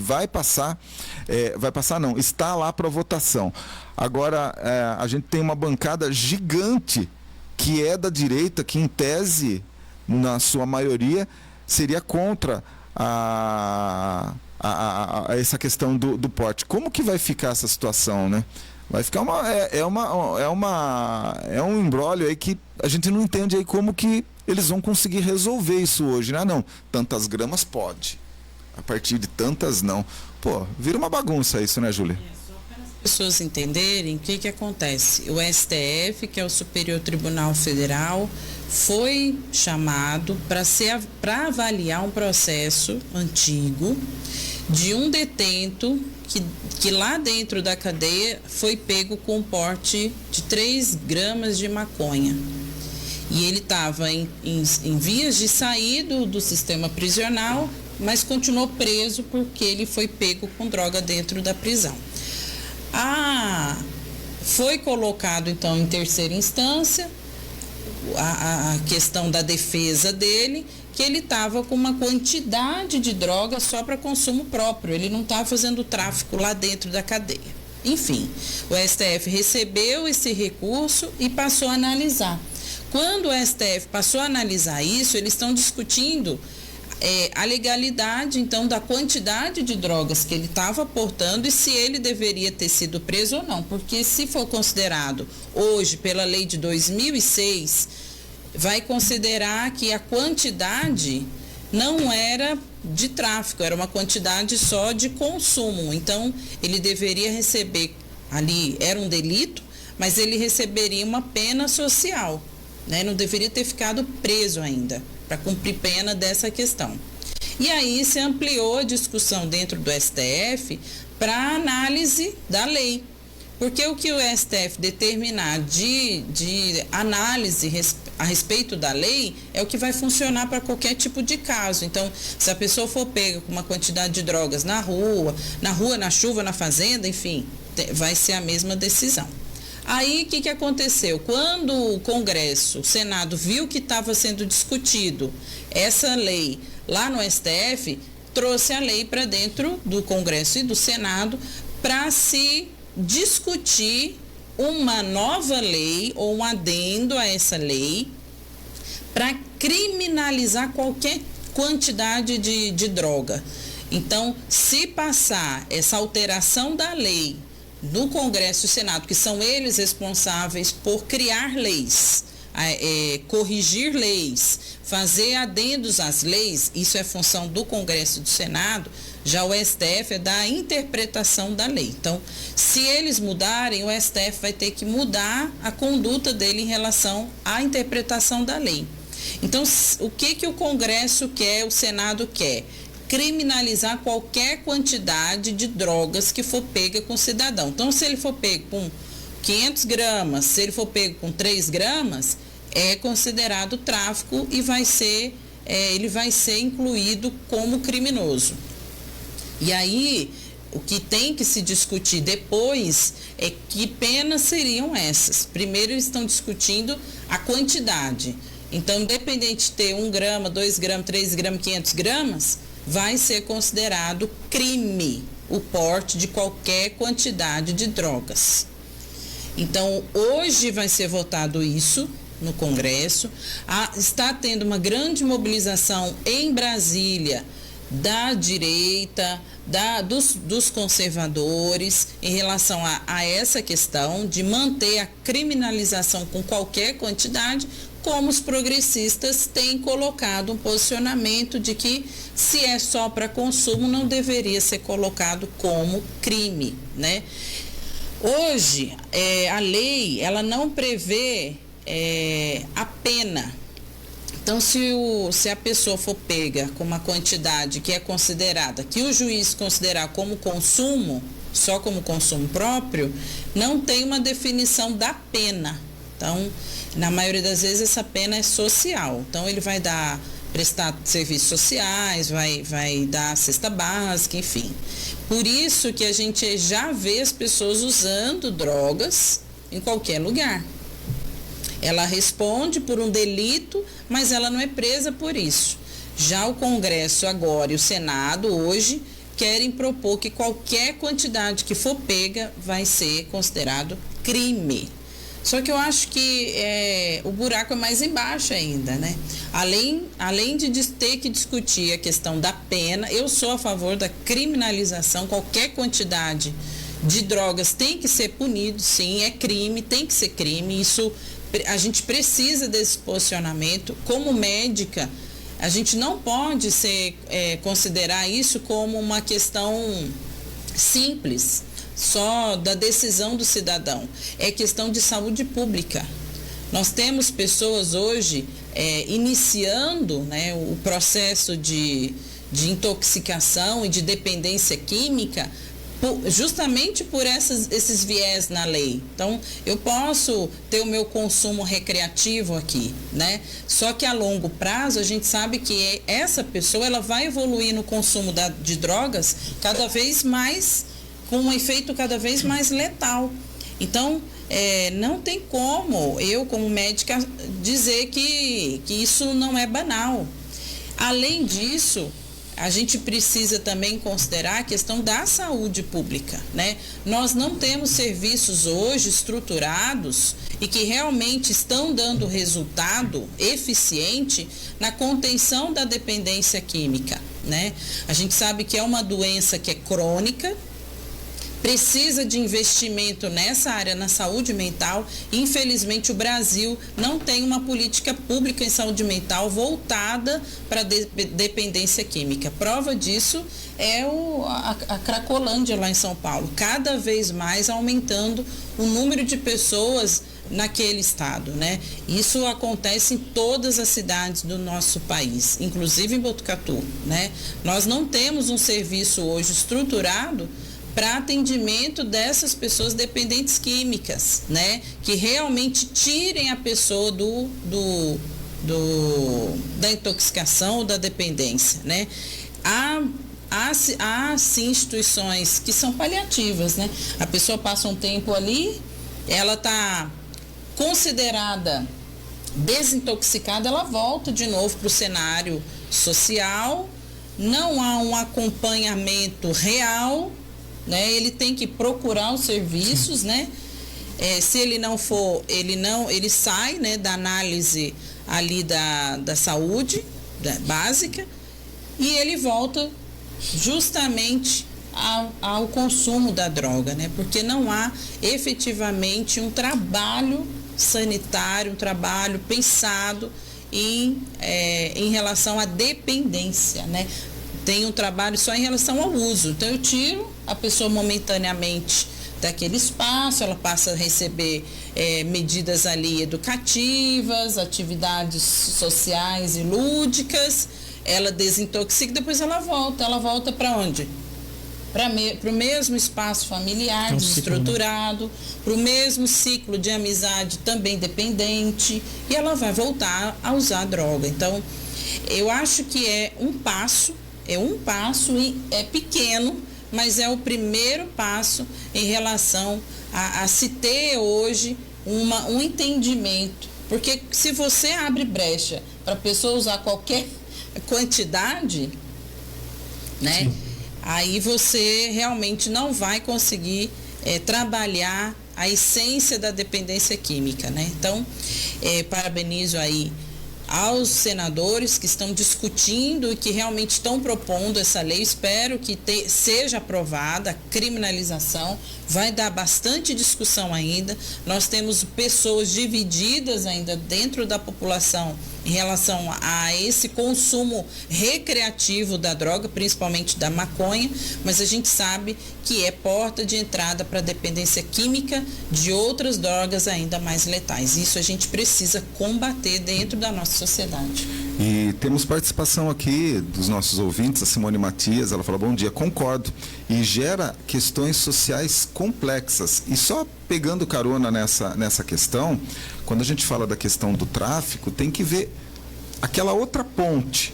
Quem que está comercializando? O traficante, entendeu? Porque o traficante está ali e ele está gerando um comércio ilícito ali que muitas vezes é pago com sangue.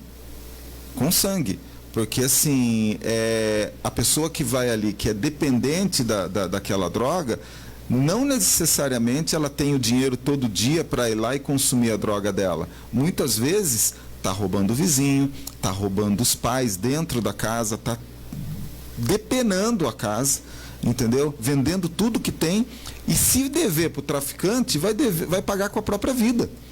Entendeu? Vai ter as correções. Então, quando a gente fala numa questão como essa, é um pouquinho mais além.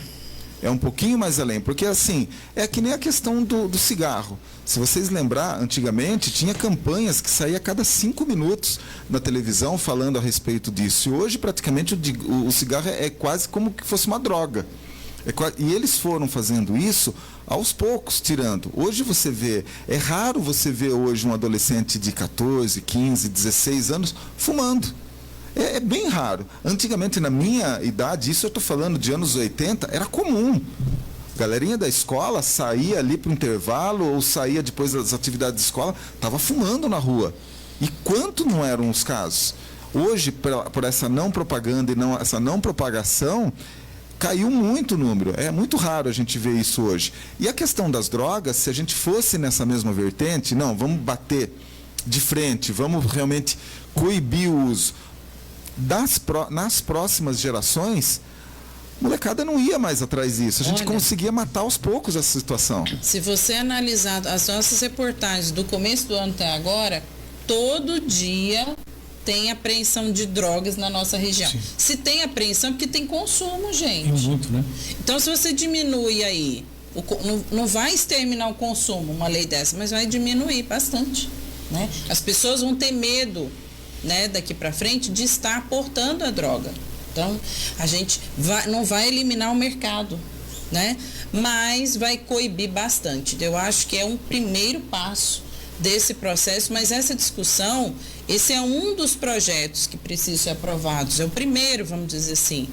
Essa discussão precisa continuar na sociedade, novas medidas serem tomadas para coibir o consumo, o tráfico, a violência provocada pelas drogas, a dependência química dessas pessoas que têm a vida ceifada pelas drogas, famílias totalmente desestruturadas pela questão da droga. A gente já tem drogas que são consideradas lícitas aí, que é o cigarro e o álcool, e já causam um estrago imenso na população, um prejuízo para o sistema de saúde, isso é incontável.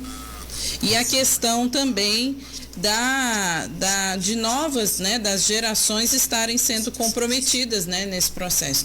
Então a gente precisa, sim, que essa discussão não fique só agora, nesse momento, né, e que não seja usado isso também politicamente, eleitoral. Infelizmente a gente sabe que às vezes projetos assim tão polêmicos é um processo também de se levantar aí as bandeiras, né, a favor e contra, mas aí eles vão para um lado mais partidário e eleitoreiro.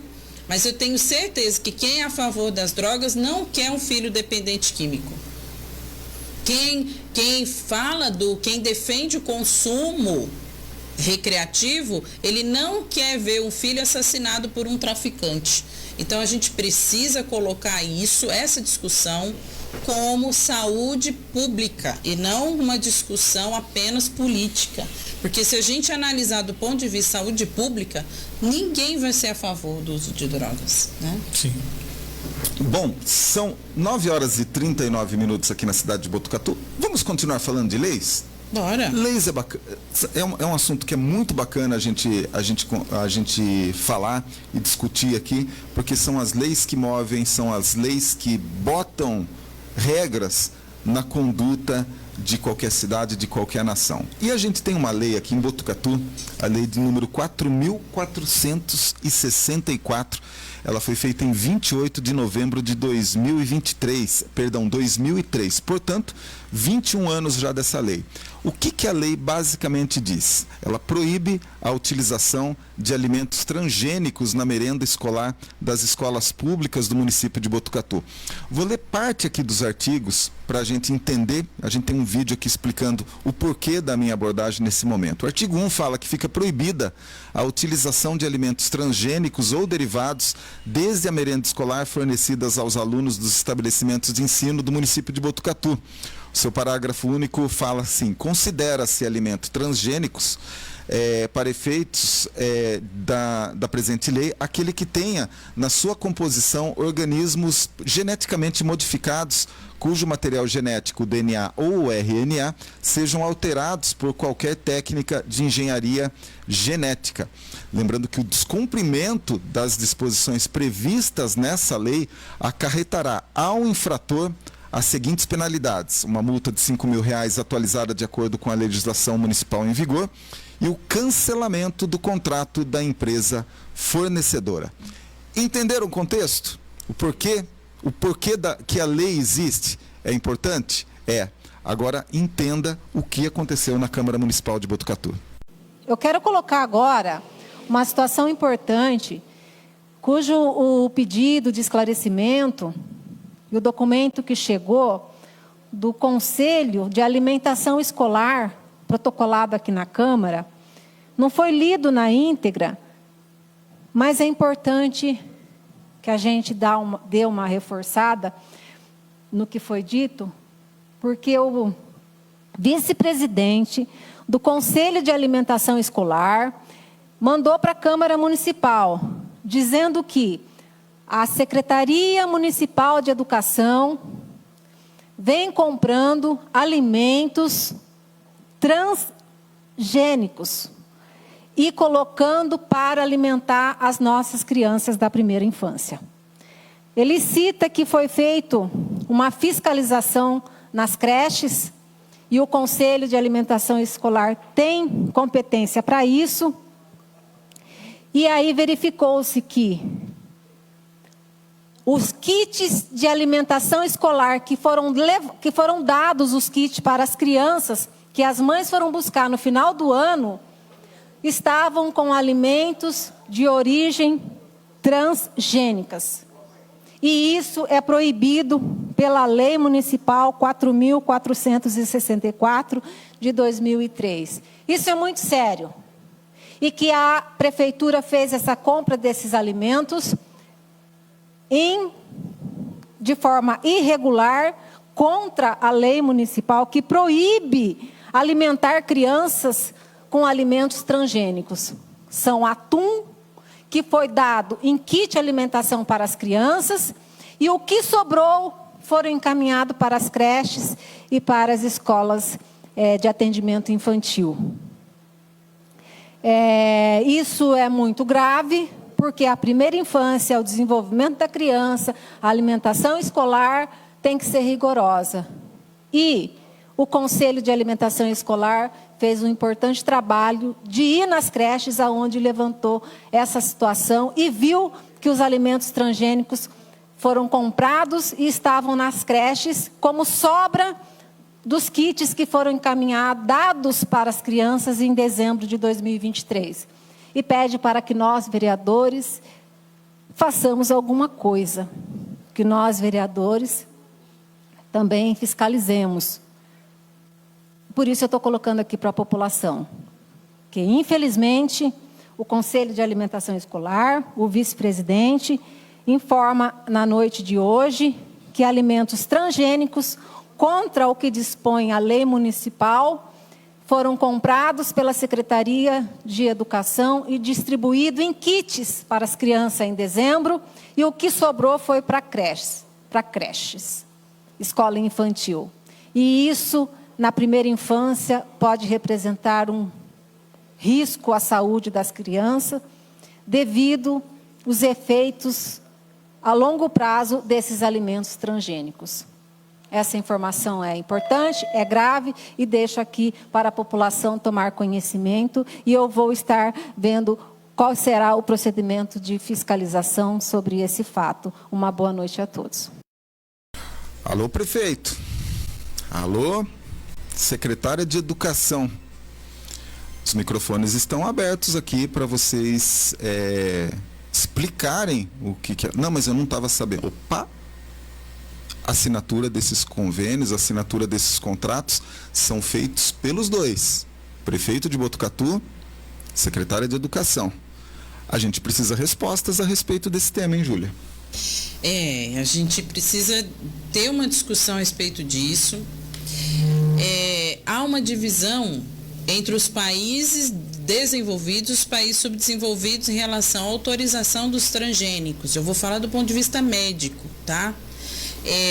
Áustria, Alemanha, Hungria, França, eles proibiram o uso de transgênicos pela população em geral. Imagina isso para crianças que estão em desenvolvimento, né?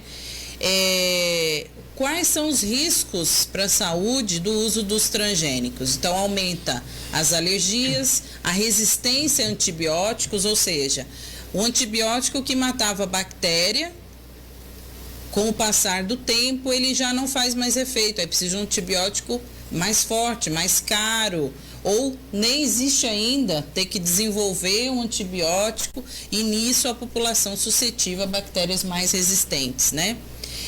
Maior quantidade de toxinas, de produtos tóxicos dentro da corrente sanguínea e, consequentemente, alterações do sistema nervoso, do sistema imunológico, né, das pessoas que consomem o transgênero. Então, pode causar infertilidade, pode causar inclusive o câncer. Então, há inúmeras pesquisas em relação a isso. Existe uma tendência dentro da OMS em se liberar o uso dos transgêneros, mas a gente vê que isso é regionalizado. Então, os países subdesenvolvidos têm uma tendência maior a aprovar o uso do que os países que são desenvolvidos. Então, os países mais ricos do mundo não dão transgênicos para a sua população. Já os países que são subdesenvolvidos recebem os transgênicos desses países que são mais desenvolvidos e dão para a sua população. Então, complicando ainda mais a questão da saúde e do desenvolvimento. Imagina isso sendo dado para as nossas crianças. Então, além da questão da saúde, nós temos uma lei em Botucatu que proíbe. Se é lei, não pode ir contra. Não pode ser transgredido essa regra. Então, a vereadora Rose está de parabéns em alertar os pais, em alertar a população a respeito disso, porque a população recebe o kit, acha que é lindo, maravilhoso, né? Onde já se viu, né? Nunca se viu a criança receber um kit para levar para casa, mas a qualidade desses alimentos é duvidosa. Então, não adianta querer enganar a população nesse ponto de vista, porque a gente também está atento a isso.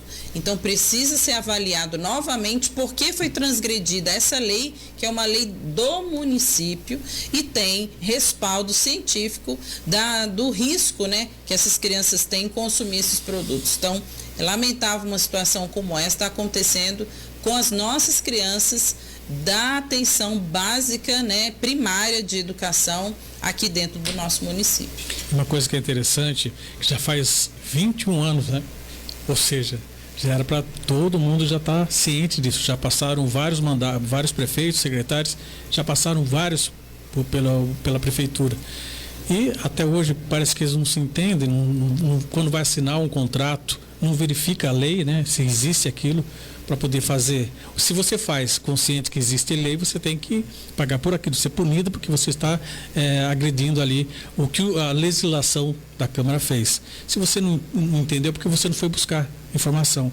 E quem cuida, né, tanto o secretário e o prefeito, tem que ter esse entendimento, esse conhecimento, para que não haja um problema como está apresentado pela vereadora Rose. Tem que ler a lei orgânica, né? Não, tem que. E o pior, os alimentos que sobraram da cesta colocaram na merenda escolar para as crianças comerem na escola. Então a gente tem denúncias que a comida que vai para casa no kit é linda, maravilhosa. As frutas, as verduras, mas o que é consumido dentro da escola é qualidades duvidosas. A gente está de olho em relação a isso. Já existe denúncias aqui para a nossa equipe para reavaliar isso, e a questão dos transgênicos é uma das questões que nós temos levantado junto, né? Então, a gente precisa, sim, alertar os pais, alertar a população, abram os kits que estão vindo das escolas e analise se tem um triângulozinho amarelo da embalagem do produto é transgênico. Então, não dê aos seus filhos, não deixe consumir e denuncie. Denuncie junto à prefeitura, denuncie aqui para a Alfa, denuncie para a imprensa se você vê alimentos transgênicos com o selinho, que é um triângulozinho amarelo, a gente vai colocar na tela, eu vou pedir para o Fernando colocar, Alimentos que vierem do kit, se tiver esse selinho, fotografe e envie para a gente aqui, que a gente faz questão de receber a sua denúncia. O engraçado é o seguinte, né? Tem até multa para isso daí, né? Tem que ter multa. E já existe essa denúncia, até por parte mesmo da vereadora Rosiello. E assim, vai continuar desse jeito ainda?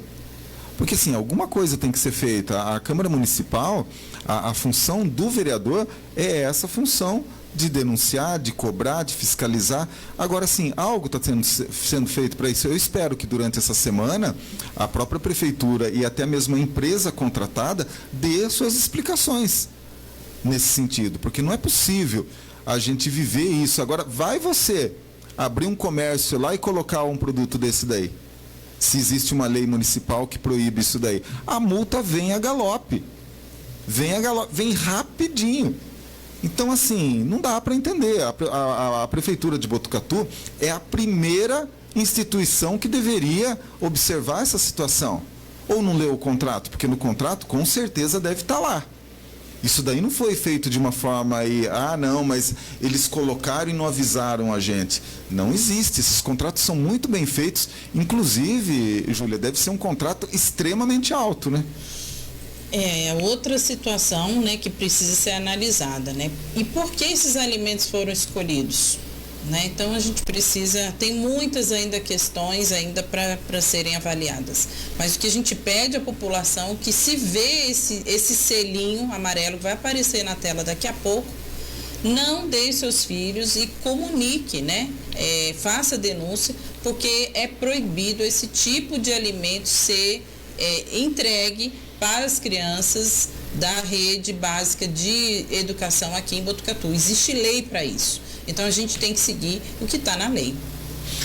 Bom, são 9h53 aqui na cidade de Botucatu. Falar de um evento bem bacana aí do nosso parceiro Sebrae, a Startup Day, que vai acontecer aí no próximo dia 16 de março. Ele é realizado simultaneamente em todo o Brasil. Startup Day tem uma ação em Botucatu no próximo sábado, dia 16, a partir das 8h30 da manhã, que vai até aí ao 12h30 no Parque Tecnológico. São 180 vagas gratuitas para quem tem aí uma startup, e também aí é colocada para pessoas interessadas em começar ou se envolver com o tema.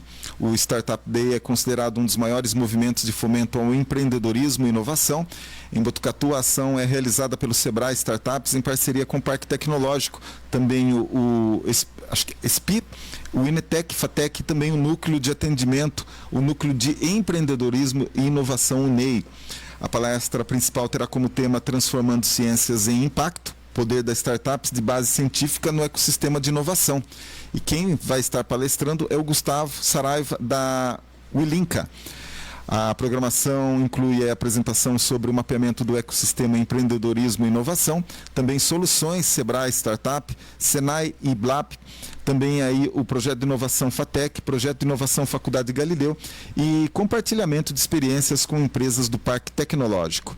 O Startup Day é uma oportunidade para fazer conexões e ampliar a rede de contatos, além aí de atualizar sobre as novidades. Realizar o evento em Botucatu mostra que a região faz parte desse movimento para incentivar os negócios inovadores, destaca aí a consultora de negócios do Sebrae São Paulo, a Neia França.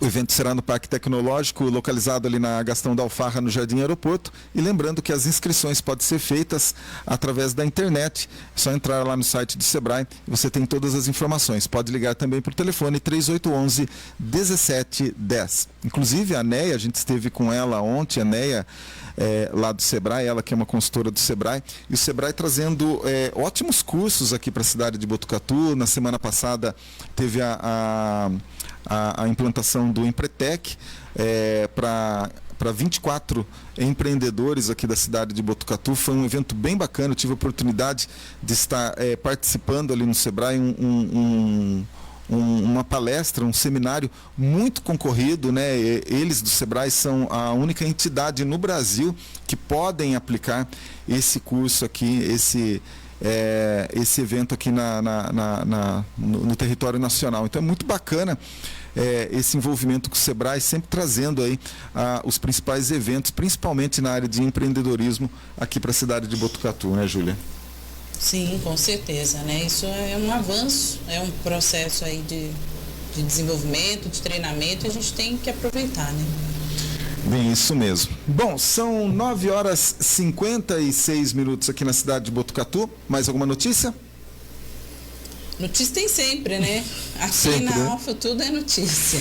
Tudo é notícia. Boa, essa eu gostei. Bom, a gente vai ficando por aqui com mais uma edição do Alfa Notícias. Lembrando que todas as informações aí são atualizadas 24 horas no ar, através do nosso portal Alfa Notícias. Você que gosta de acompanhar mais a gente pelo Instagram, temos lá o nosso perfil no Instagram, só procurar lá portal Alfa Notícias, e também no Facebook. Então, todos têm esse endereçamento para cair aí na nossa página, onde você pode ler a matéria na íntegra. Então, você vê lá a manchete que a gente dá nas redes sociais, entra no link e você acompanha tudo ali. Inclusive, no próprio portal, você tem uma área de comentários ali na nossa plataforma. Então, você pode fazer os comentários e esses comentários chegam aqui até a nossa redação. Muitas vezes são, às vezes, até denúncias também que são feitas ali através do portal, e a gente com certeza aí vai fazer essa ponte de comunicação, seja aí através do poder público, enfim, poder resolver esse problema para você aí na tua localidade e também no teu bairro. Eu, Fernando Bruder, volto a partir das 3 horas com Super Hits aqui pela Rádio Alfa, pelos 87,5. Júlia, mais uma vez, obrigado pela participação. Obrigada, Fernando. Obrigada, Regis. Obrigada a você que acompanhou aqui a nossa live, a transmissão aí pelas redes sociais da Alfa. E a gente espera você amanhã, às 8 da manhã, aqui no Alfa Notícias.